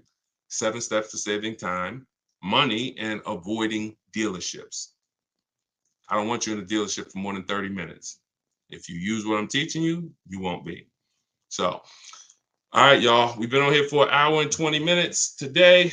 Go grab your book if you want it. If not, I'll see you in the next broadcast. For those of you who have the book, if you just jumped on here like, Deshone, what book are you talking about? You can go watch the live broadcast. It's on YouTube. Once I wrap it up, you'll see it on YouTube. Go watch the live. You're going to see tons of questions that you would have asked. We answered those. And you can watch it on Facebook or you can watch it on YouTube. But my new digital book is called Car Shopping for People That Hate Car Shopping. Everything that I teach in the broadcast is out of that book. It's out of my strategies. It's learning to make people bid for your business, not negotiate. You don't want to negotiate for deal. You can't negotiate for your best deal. That's like you walking in and needing a TV and walking into Walmart and going back and forth. You're better off just staying at home and just going on all the websites that have TVs. When you start seeing that all these dealers are ready to compete for your business and that 80% of them are going to be overpriced, it's going to shock you. Those same dealers you've been buying from for 2, 3, 4 decades, your family been buying from, they're not going to want to compete. Their prices are going to be higher. Sometimes they'll win the bid. But when you start making them bid, you're going to see that the relationship's going to change. That's why we don't have relationships with our car salesmen. You're not going to have relationships. If you've been used to going to barbecues with your car salesman and all that, I'm sorry to tell you, you're either going to keep overpaying. When you start making them bid, the relationship's going to change a bit. Now, if he's a 20%er, he won't mind competing. If you're gonna say, look, listen, I understand, give me a shot, let me compete, I'm gonna beat the rest of the offers. If he's that kind of guy, then that's great. But you're gonna find that a lot of people have been used to you giving them your business where they haven't even had to compete. All they had to do is negotiate you down. That's not competing. You get what I'm saying? Negotiating you down isn't, oh, you earned my business. No, they earned your business when they beat all the other people who would want to sell you a car. They beat all their prices. And that's what my book is based out of. So it'll be in your inbox in 2 minutes. You can download it in my TikTok bio, 75% off for 30 minutes. And you can get in my Instagram bio, or I'll post it one more time for you guys on Facebook and YouTube. You can click this link here that says Deshone's book, and you can start using this stuff. You have it forever right there. It'll be your tool belt. It's in your tool belt forever. Buying, leasing, luxury cars, doesn't matter. It's all in there step by step. So I'll see y'all in the next one. Thank you to everybody that shared. Thank you to everybody who gave gifts. Thank you to everybody that invited somebody here. We can't do this without y'all. So